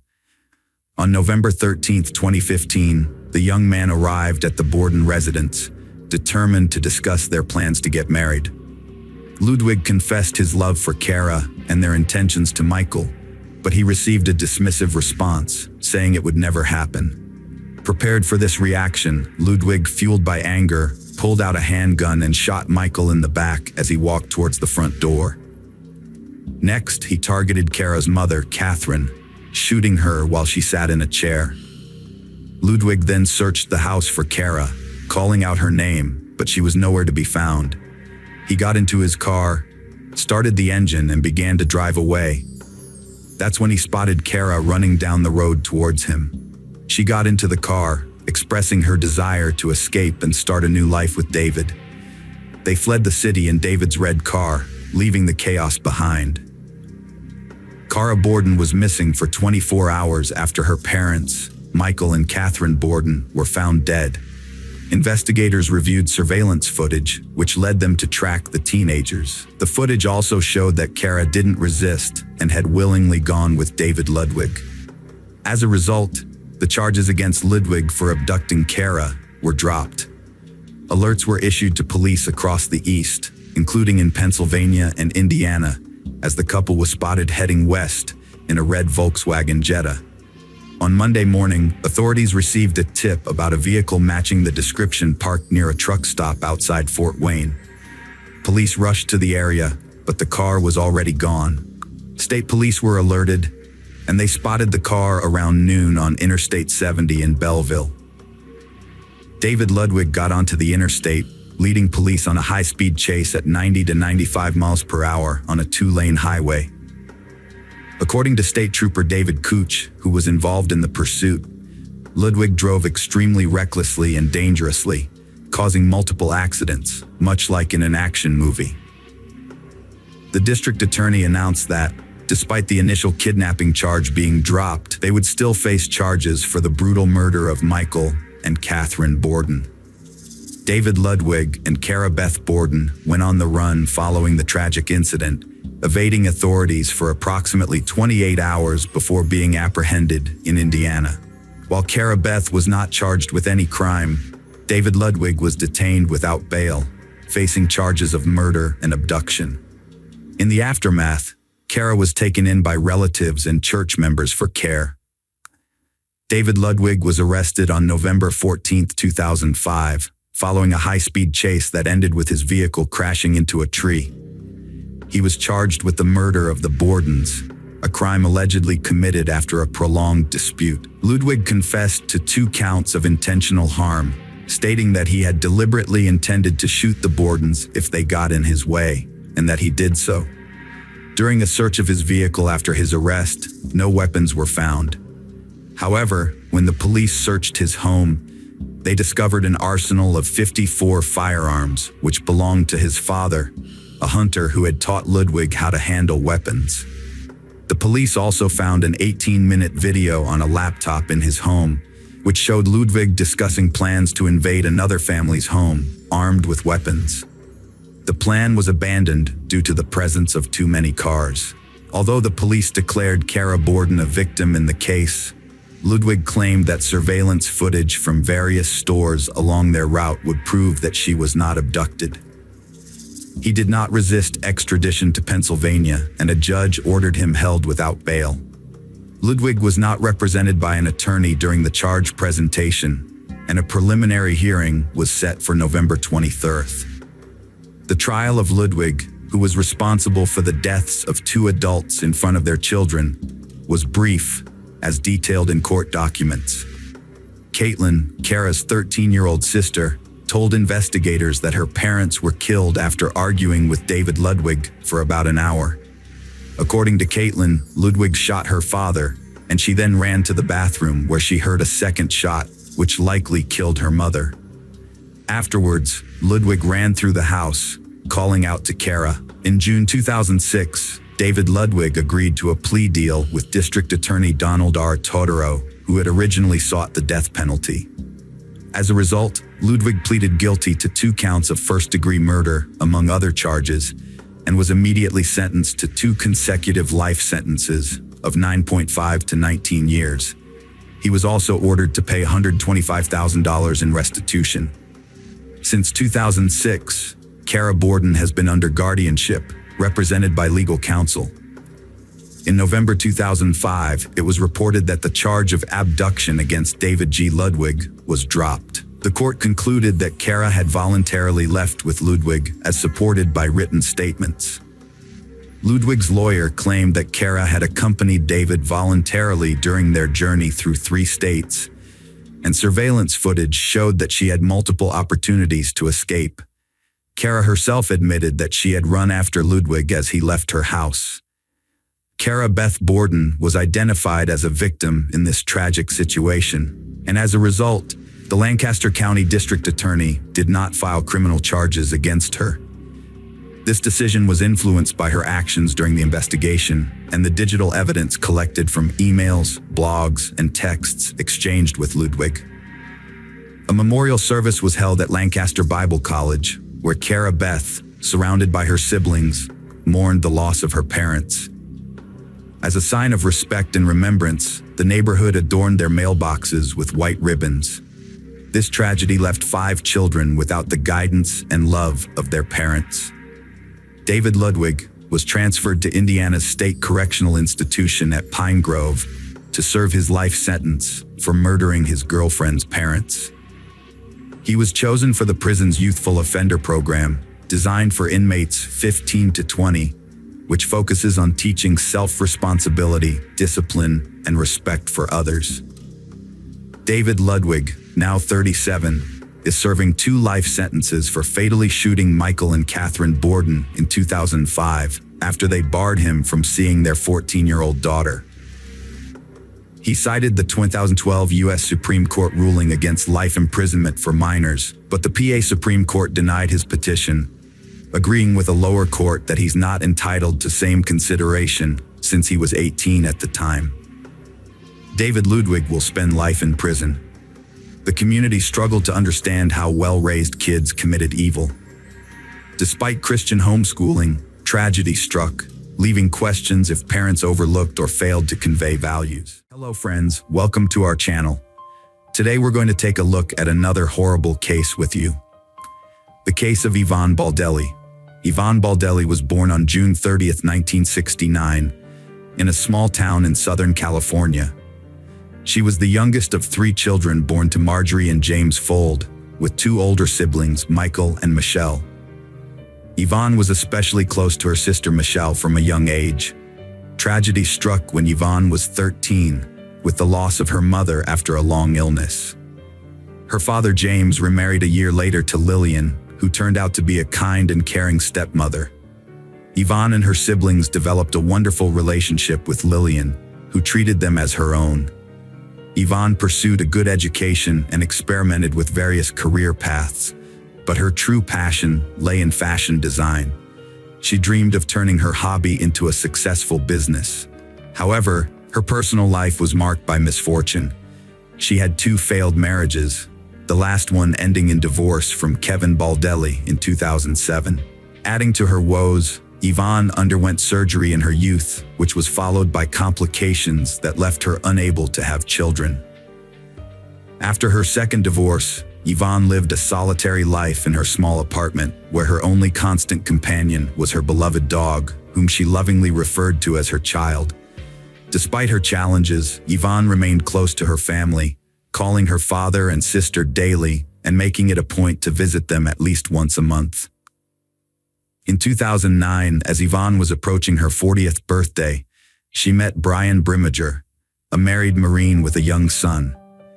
Despite being committed, Brian was open to an extramarital affair and confided in Yvonne about his unhappy marriage, stating that his only reason for not filing for divorce was the welfare of his child. Yvonne was taken by Brian's fit appearance and believed him. Having had a loveless marriage, she knew it was tough to leave, especially with kids. She didn't pressure him, thinking his child was the main issue. Little did she know, Brian was a charming liar, using his looks to juggle multiple relationships and fake promises. It became clear that Brimmager, who was married, was having an affair with not 1, but 2 women. One of them was Yvonne, and the other was Christine Verhoeven, a beautiful blonde with many influential contacts. Christine worked as an analyst at the White House. When Yvonne found out that her lover, Brian, was cheating on his wife with another woman, she decided to take action. Gathering her courage, she called Brian's wife to inform her that her husband was having an affair, not only with her, but also with another woman. This shocking news sparked a major scandal, forcing Brian to make a difficult decision. In the end, he chose Yvonne, although it's possible that she influenced his decision. A few months later, Brian officially divorced his wife and moved in with Yvonne. At the time, he was still serving in the Marines, but he had been thinking about ending his military career for a while. They seemed genuinely happy, but Yvonne's family remained skeptical of her new partner, questioning the sincerity of his feelings for her. In the summer of 2011, Brian started talking about making drastic changes to his life, including leaving the Marines, moving away from the city, and settling down on a tropical island. Yvonne shared his vision, supported him in everything, and was ready to follow him wherever he chose to go. She believed she had found the love of her life and adored him. By September, Yvonne decided to move to Panama's Carino Island, a tropical haven. Her dream was to open a boutique, creating custom outfits for tourists. In early September, Yvonne, Brian, and her dog flew to Panama, then took a ferry to Carino Island, renting an oceanfront house. The island's hot and humid climate attracted tourists, especially divers and surfers, year-round. Brian, a skilled guitar player since his teenage years, brought his instrument to the island with the intention of launching a music career, performing at various entertainment venues. Soon after settling in, he established connections with several local bar owners, and one of them offered him a gig. He would play in the evenings, entertaining the crowd, and as a token of appreciation, the audience would often buy him drinks, leading to a habit of heavy daily drinking. Yvonne's business, on the other hand, struggled to take off, with sluggish sales and meager profits. However, she persevered and found work at one of the bars. She also adopted a second dog, which she found on the island, and decided to keep. She maintained daily contact with her sister Michelle Valenzuela, sharing every detail, but her messages became increasingly brief and somber, causing concern among her family. Initially, the island seemed like a paradise to they. Yvonne had hoped that Brian would propose, and they would have a romantic beach wedding.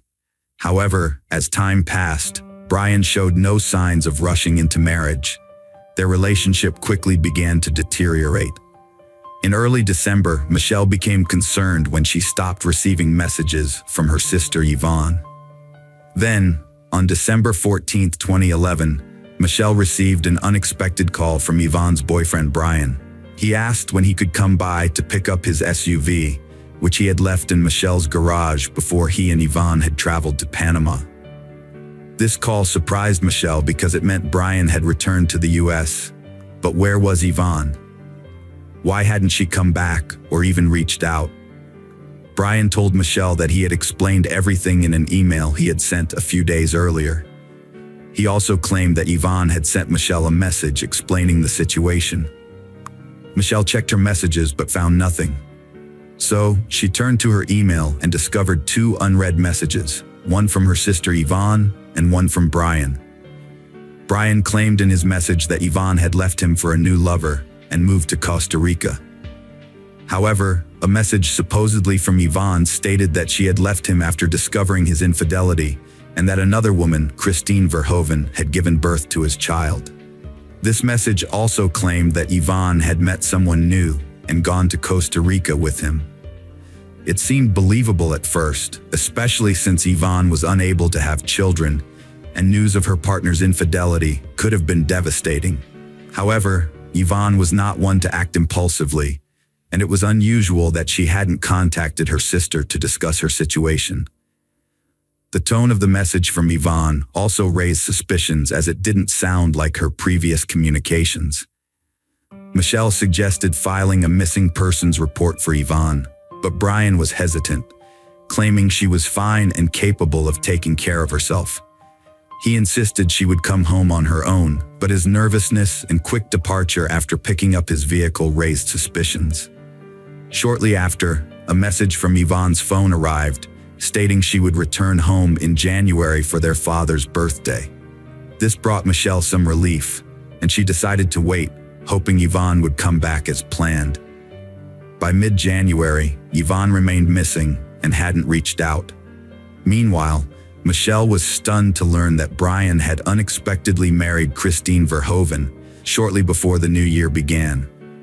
What made this even more surprising was that he had only parted ways with his previous girlfriend a few weeks earlier. Michelle's concern for her sister's safety prompted her to report Yvonne missing to the police, as she suspected Yvonne hadn't actually gone to Costa Rica. An official inquiry to Panama confirmed her fears, verifying that Yvonne Baldelli had not left the country.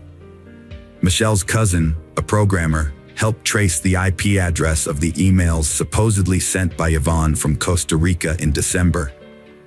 The investigation revealed that the emails were actually sent from Dana Point, California, where Brian was located. The same IP address was used for an email sent by Brian himself. As the situation grew increasingly alarming, Michelle quickly informed the police of her discovery. Valenzuela then reached out to the FBI and the State Department, sharing her suspicions that Brian had harmed her sister in Panama, and continued to send messages from her phone and email, impersonating her for about a month. Although there wasn't enough concrete evidence to arrest Brian at the time, law enforcement interviewed him and continued gathering proof of his guilt. It was discovered that Brian had asked Christine to marry him while he was still in Panama with Yvonne, promising they would soon return and raise their daughter together.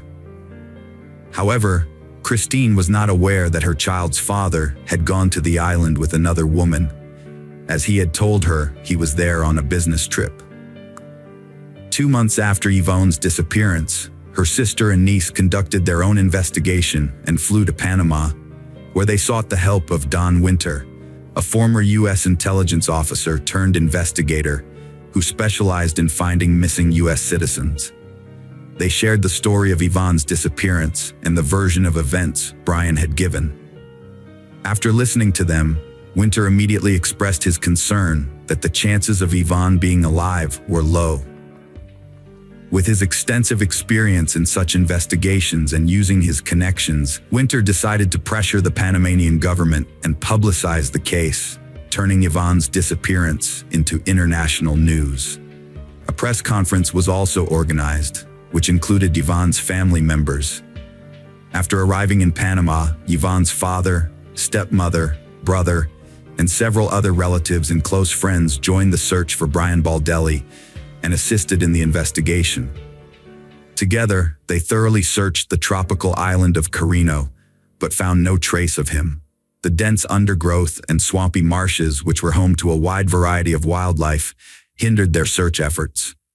The family also questioned the island's residents about their knowledge of Brian and Yvonne and what they could reveal about the couple's behavior. It became clear that Brian and Yvonne had been drinking excessively and frequently got into loud public arguments, disregarding those around them. Almost daily, they were seen in bars, drinking and arguing. Moreover, people began to notice bruises and scratches on Yvonne's face and body, and she rarely removed her sunglasses, seemingly to conceal the bruises under her eyes. The landlord of the house they rented confirmed that neighbors regularly complained about the noise, screams, and cursing coming from their residents. Meanwhile, FBI agents brought in a specialized team of divers to search the waters surrounding the island for potential evidence or remains of the missing woman. Unfortunately, these searches also yielded no results. From the start, Brian was the main suspect in the case, but there was no solid evidence to charge him with. He repeatedly denied any involvement, sticking to the same story that his ex-partner Yvonne had run off with another man. It wasn't until September 21, 2012, that Brian was finally questioned by the police and a search of his home was conducted. At that time, his wife Christine was at work and Brian was unemployed, staying at home to take care of their child and enjoying his favorite hobby, playing golf. Brian claimed Yvonne left him after discovering his child with another woman, but became anxious when police found Yvonne's laptop on his table. The laptop had messages sent after she supposedly left, including a photo of Yvonne with a bruise and a conversation between Brian and his mistress about their secret affair. The search history showed queries about cleaning bloodstains and removing blood from a mattress. These pieces of evidence were significant but circumstantial, as neither Aon's body nor a mattress with bloodstains was found. The fact that Brian had been sending messages pretending to be Aon didn't definitively prove his guilt. However, a discovery by Don Winter shed more light on the case.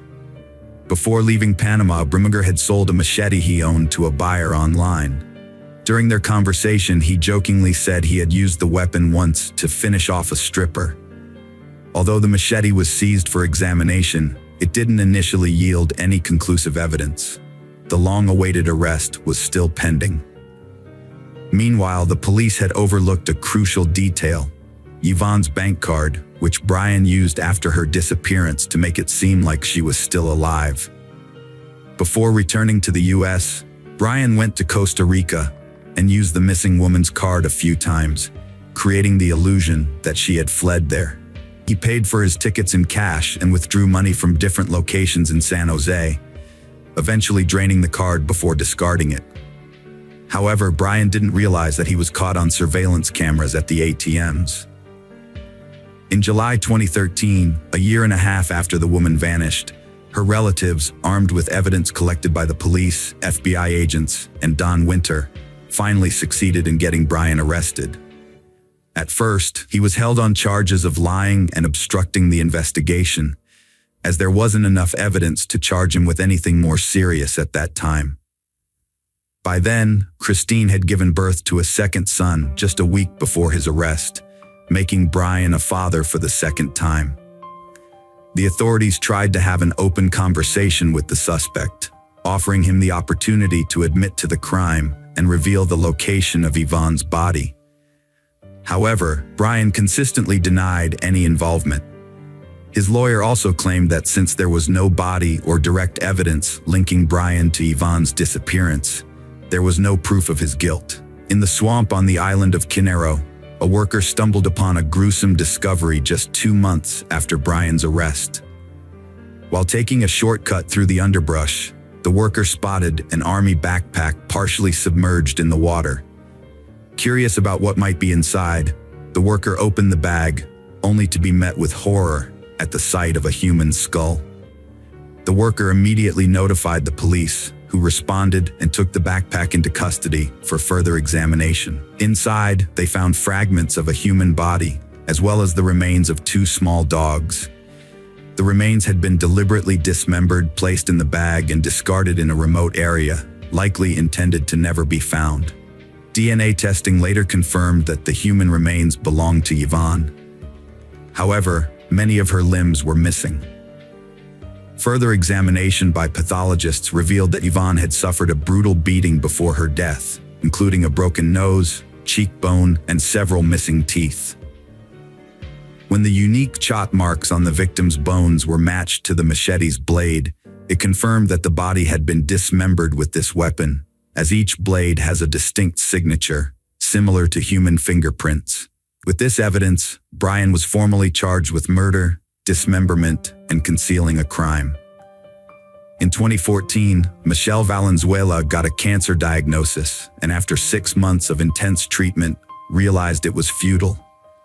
She dedicated her last months to seeking justice for her sister, testifying against Brian and submitting evidence to the court despite her weakening health. Brian assaulted Yvonne in a drunken rage after she discovered his affair, stabbing her to death.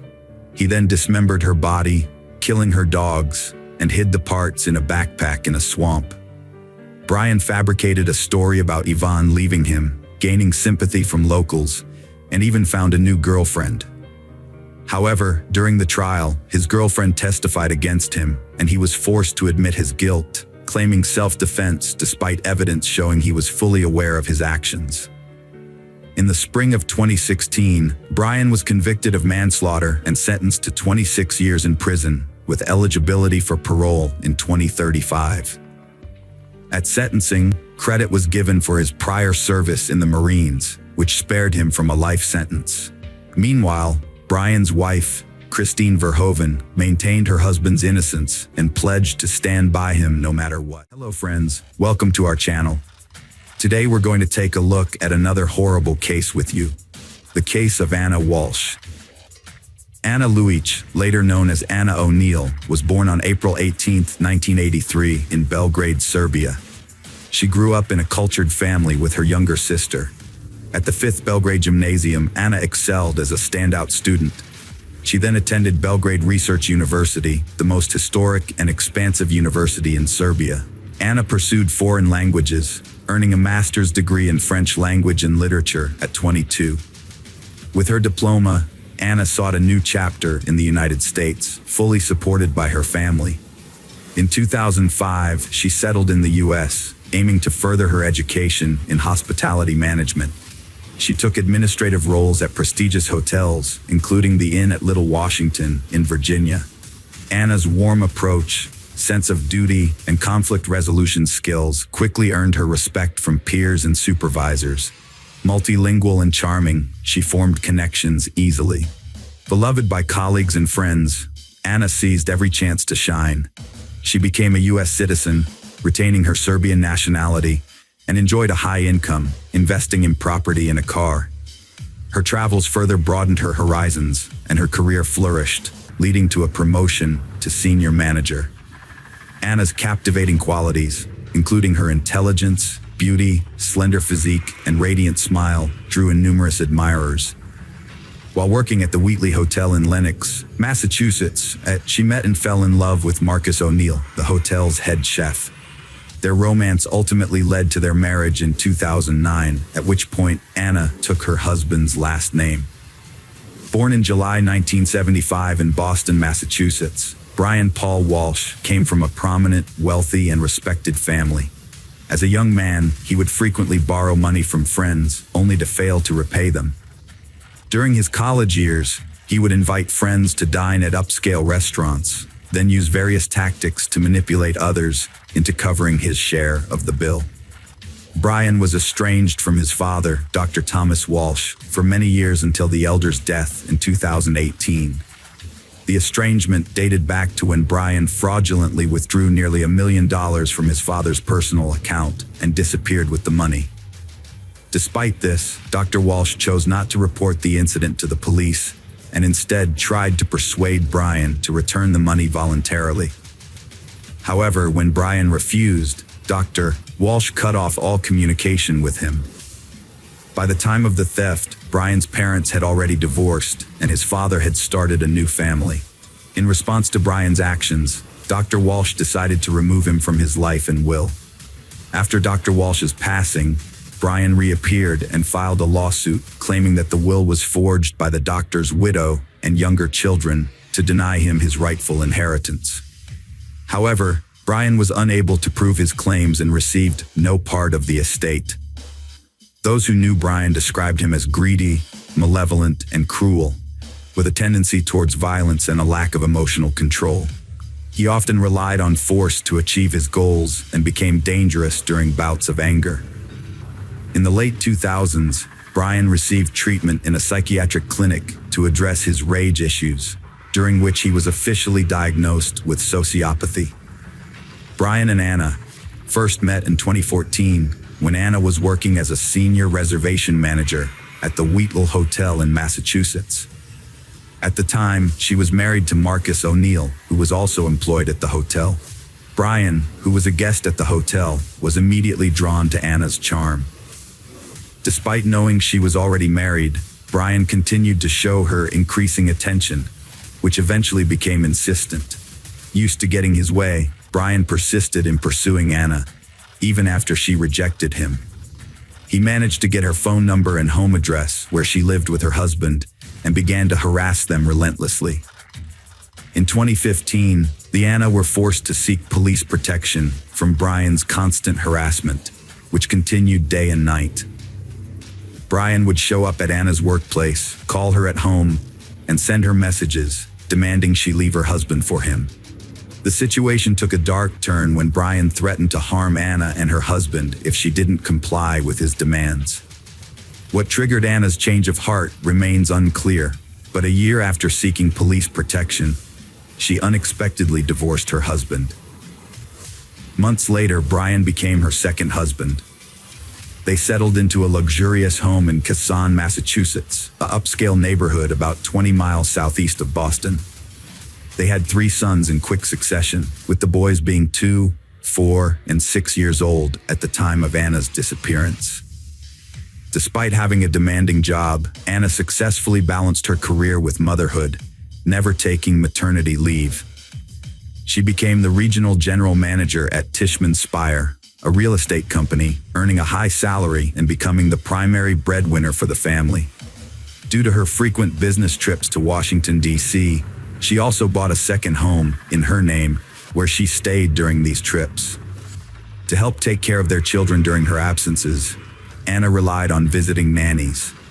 Meanwhile, Brian was unemployed while his wife was building their family and advancing her career.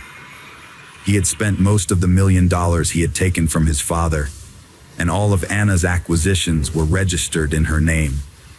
As a result, Brian was actively searching for ways to generate effortless income. Before marrying Anna, Brian had formed a connection with a wealthy individual in South Korea, whose family possessed an impressive art collection. After returning to the U.S., Brian maintained this connection and was unexpectedly asked by his friend to assist in selling several Andy Warhol paintings. Instead of just earning a commission, Brian decided to profit from the transaction. He gained access to a series of abstract Warhol paintings titled Shadow and appraised each one, obtaining authenticity certificates. Then, he created copies of both the paintings and documents. Brian found artists who could create precise replicas, convincing them he needed backups, since each original was worth around $250,000. For several years, he successfully sold fake paintings as originals to collectors worldwide. However, one buyer, an expert in Andy Warhol's work, quickly identified a forgery and sued Brian. The FBI investigated, and in April 2021, Brian pleaded guilty to selling counterfeit art. He was placed under house arrest after his lawyer negotiated a deal, requiring him to return the proceeds to the buyers and avoid prison time. Brian was under house arrest, but he was allowed to leave his house twice a day for specific activities. He could drive his children to and from school and had a 2.5-hour window in the morning to visit a limited list of approved places in his neighborhood, such as stores, pharmacies, and dry cleaners, to buy essential items. On December 31st, 2022, Mrs. Anna Walsh mysteriously disappeared. The Walsh family had planned to celebrate New Year's Eve together at home, just the five of them, Anna, Brian, and their three young sons. After the boys went to bed early, Anna and Brian stayed at the dinner table. That evening, Anna posted a message on social media, wishing everyone a happy new year, and hinting that the past year had been tough, but she and Brian were still together. Anna was scheduled to fly to Washington, D.C. for work on January 3rd, but when she failed to show up, her employer Tishman Speyer reported her missing to the police on January 4th. Brian also reported her missing, worried that he hadn't been able to contact her for days. According to Brian, he last saw Anna on January 1st when she woke him up early in the morning, claiming she had to go to work due to some issues and her boss had asked her to come in earlier than planned. He believed she then headed to the airport with only a few belongings. However, several inconsistencies in the case soon arose. For instance, Anna had not bought, changed, or reserved a flight ticket for January 1st, and she had not canceled her scheduled flight for January 3rd. Additionally, she was not seen at the airport on either January 1st or 3rd. Furthermore, it was unclear how she left the house since her personal car was still in the garage and she had not called a taxi. Brian's suggestion that she might have hitchhiked was not convincing. Brian's statements and behavior sparked numerous questions. His explanations were contradictory, and he didn't appear particularly concerned about the unfolding events. Despite being unable to contact the mother of his children for over 3 days, he only reported her missing on the 4th day, and only after her workplace called. From the start, Mr. Walsh was considered a prime suspect, yet law enforcement didn't have enough evidence to arrest him or obtain a warrant to search their family home. They conducted a limited inspection with the homeowner's permission, but it didn't yield any results. Brian claimed to have led a normal life during those 3 days, visiting usual stores and doing household chores. However, verifying his claims was challenging, as he often left the house without his phone, which he alleged was frequently taken by his older children to play games without his permission. On January 5th, the police issued a public appeal on TV, showing a photo of Anna and asking anyone who knew her whereabouts or what had happened to her to contact the authorities immediately. However, no one came forward with any information. The last time Anna had been in touch with anyone was on December 31st, when she made phone calls to her mother and sister. Her husband was the last person known to have seen her. Surveillance cameras in the neighborhood did not capture any footage of Anna on the morning of January 1st, making it seem as though she had never left her home. In contrast, her husband was recorded leaving and returning to their home several times, but it was impossible to determine where he had gone. His claim of visiting a supermarket was proven to be false, as his vehicle was not seen on any routes to the store, and he was not spotted inside. It wasn't until January 8th that Brian was arrested for making false statements and was taken in for questioning at the police station. His home was finally searched, and it was discovered that on January 1st, he had visited a hardware store in a different area, which was not on the list of approved locations he was allowed to visit while under house arrest. At the hardware store, Brian spent nearly $500 on a large quantity of cleaning supplies, including plastic sheeting, duct tape, a mop and bucket, and utility rags.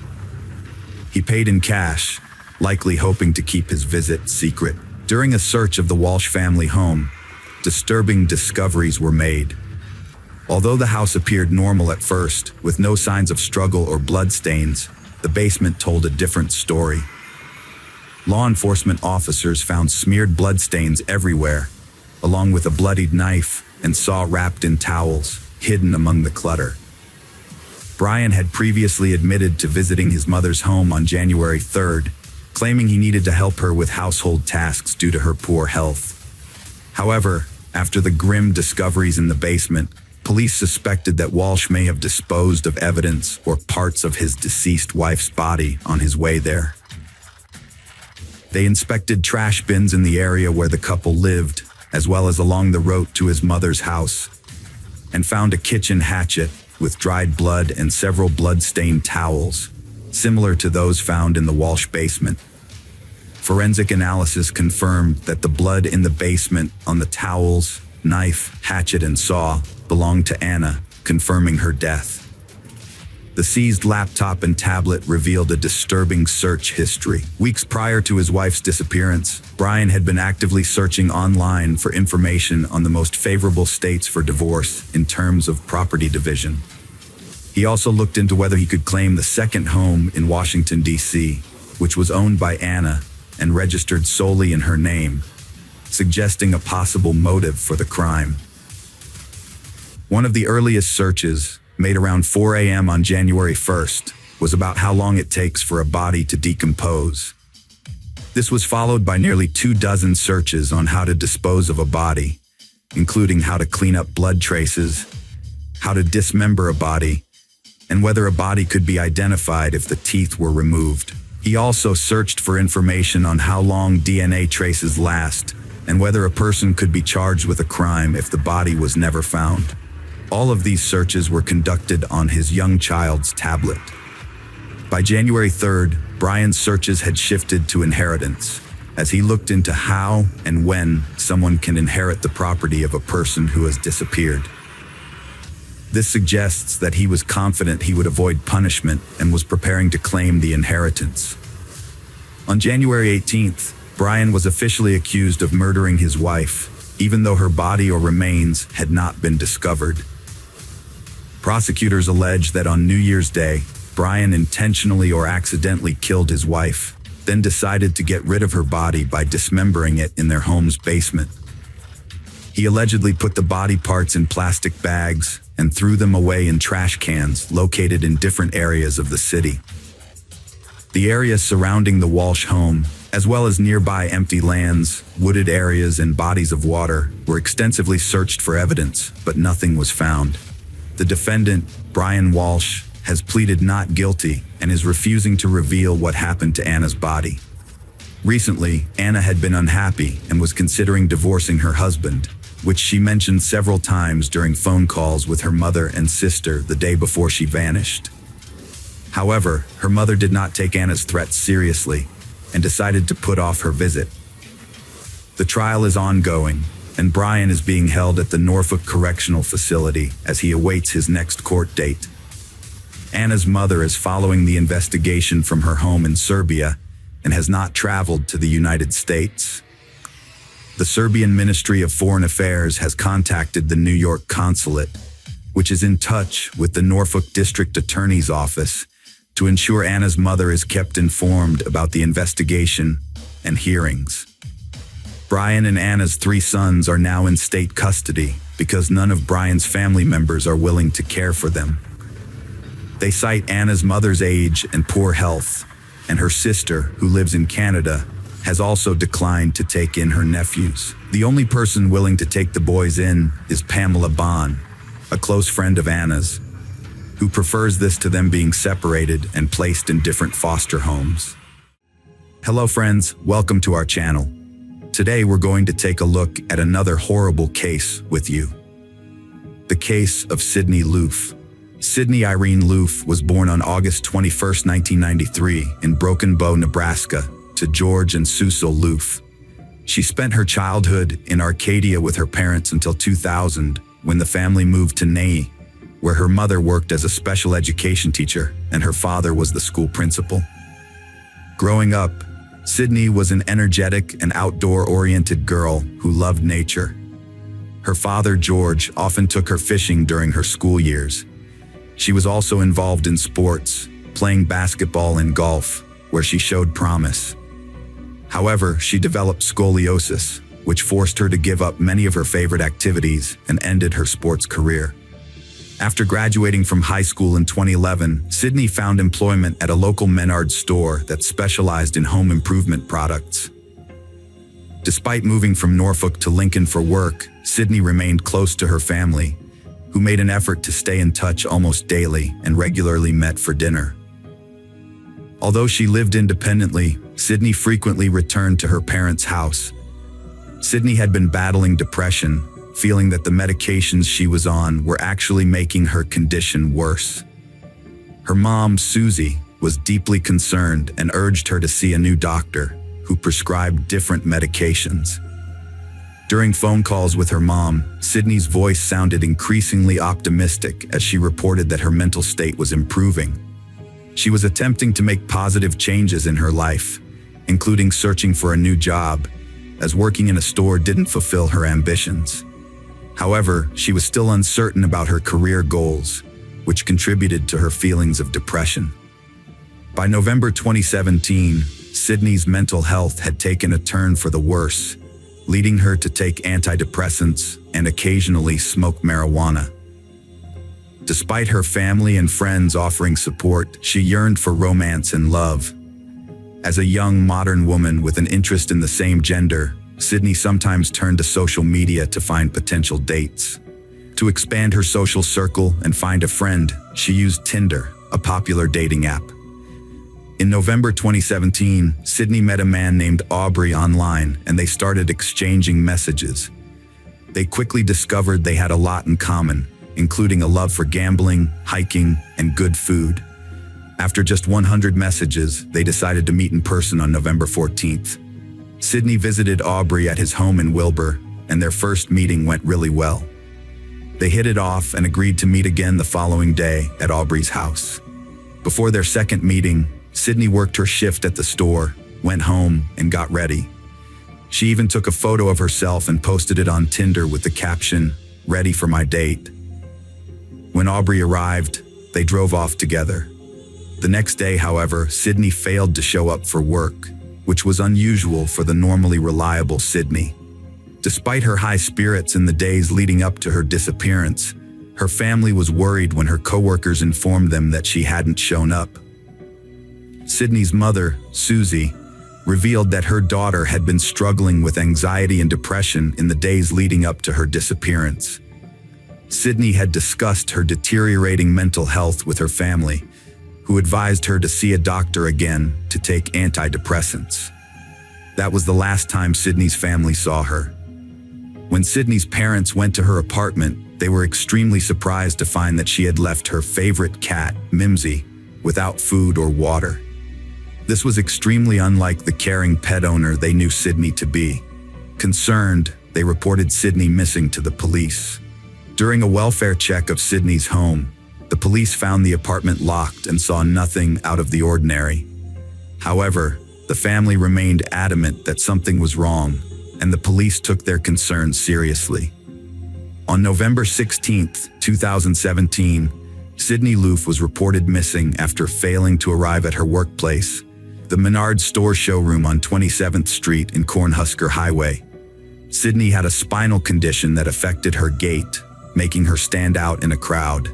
At the time of her disappearance, she was wearing a white Columbia brand jacket and a cream-colored shirt.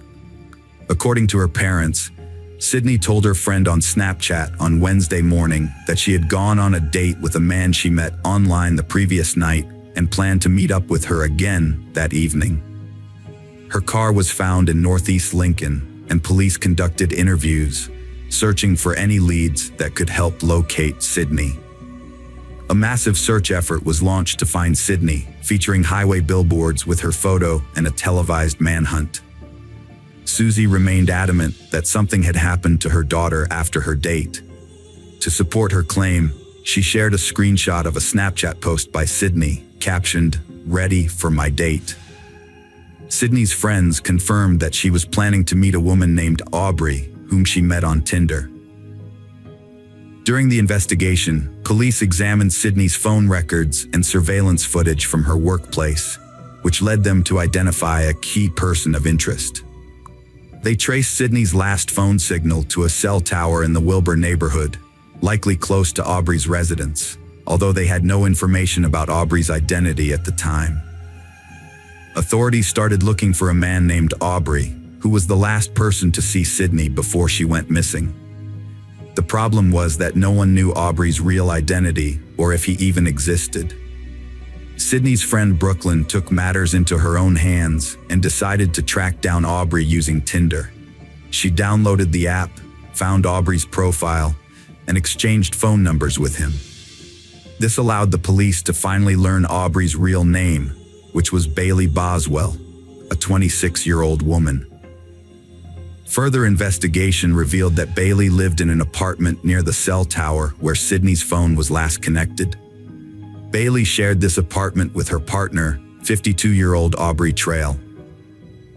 Bailey Boswell, from a normal and wholesome family in Lyons, Iowa, grew up as a friendly and successful student who excelled in basketball and running. However, following her father's death, her life took a downward turn. She started keeping bad company and got involved with alcohol and illicit drugs. On a dating website, Bailey met Aubrey Trail, a man with a history of fraud, issuing fraudulent checks and theft. Aubrey had created a cult where he referred to himself as the Vampire Daddy and paid women $200 weekly to follow his unusual rules. At the time of Sydney's disappearance, Aubrey and Bailey faced a court order to pay over $40,000 in fraud reparations and had multiple misdemeanors against them. On November 19, 2017, they went into hiding.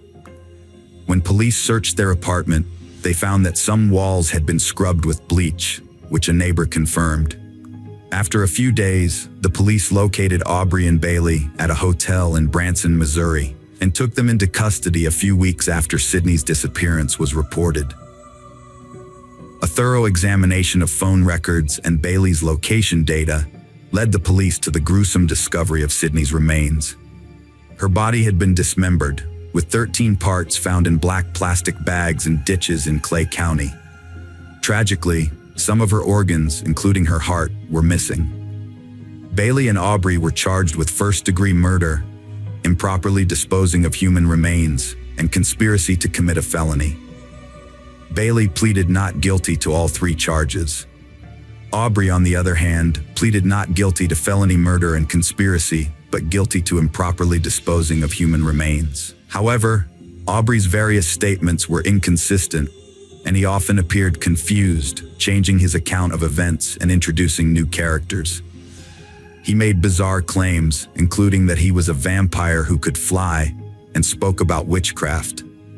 Aubrey claimed to be a cult leader and vampire, telling authorities he had witches in the cult who needed to kill another woman to gain powers. In one of his early court hearings, Aubrey admitted to killing Sydney Loof, but said it was an accident. He claimed to have paid Sydney $5,000 to participate in a threesome with two other women, which Sydney had agreed to. However, during the act, he strangled her with a cord by mistake. Aubrey also confessed to cutting Sydney's body into pieces, a ritual according to his beliefs, to release her soul to the gods in a sacred place. He believed this would help her reincarnate faster. However, the prosecution presented evidence contradicting Aubrey's story. Surveillance footage from November 14th showed Aubrey and Bailey checking into a Lincoln hotel near Sydney's home. The following day, they visited a home improvement store, buying a hacksaw, bleach, a folding saw, a stationary knife, and the bags used to store Sydney's remains. Furthermore, a surveillance camera caught Sydney encountering Aubrey at the Menards store on November 15th, unaware of the danger she was in. On June 11, 2018, the first court hearing took place regarding the murder and improper burial of Sydney Loof. Although separate trials were ordered for Bailey and Aubrey, the charges against them were essentially the same. The trials were held in Lexington, because the defense attorneys successfully argued that a fair trial would be impossible in Wilbur due to the extensive publicity surrounding the case.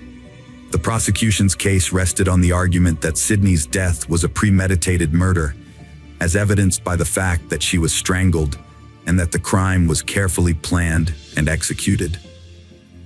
The jury listened to 3 other women who had previously dated Aubrey and Bailey, all of whom they met through Tinder. Each of these women had been intimate with Bailey and had also been involved with Aubrey. One of them shared that she had even gone on a trip with them after they met, during which Aubrey gave her $200 a week and invited her to join his group, which he called Witches, telling her that she would have to torture and kill someone to become a member. Another woman testified that Bailey had discussed breaking her fingers and dissecting a body in detail, revealing her fascination with torture. The prosecution pieced together the events of the fateful evening of November 15, 2017. Sydney had arranged to meet a woman she had known for a couple of days, with whom she had been chatting on Tinder. Bailey picked Sydney up from her apartment, and they drove around in his car. The car eventually stopped at Bailey's house, where Sydney was coaxed into the apartment. Once inside, Bailey and Aubrey attacked her, strangling her with an extension cord on the living room floor.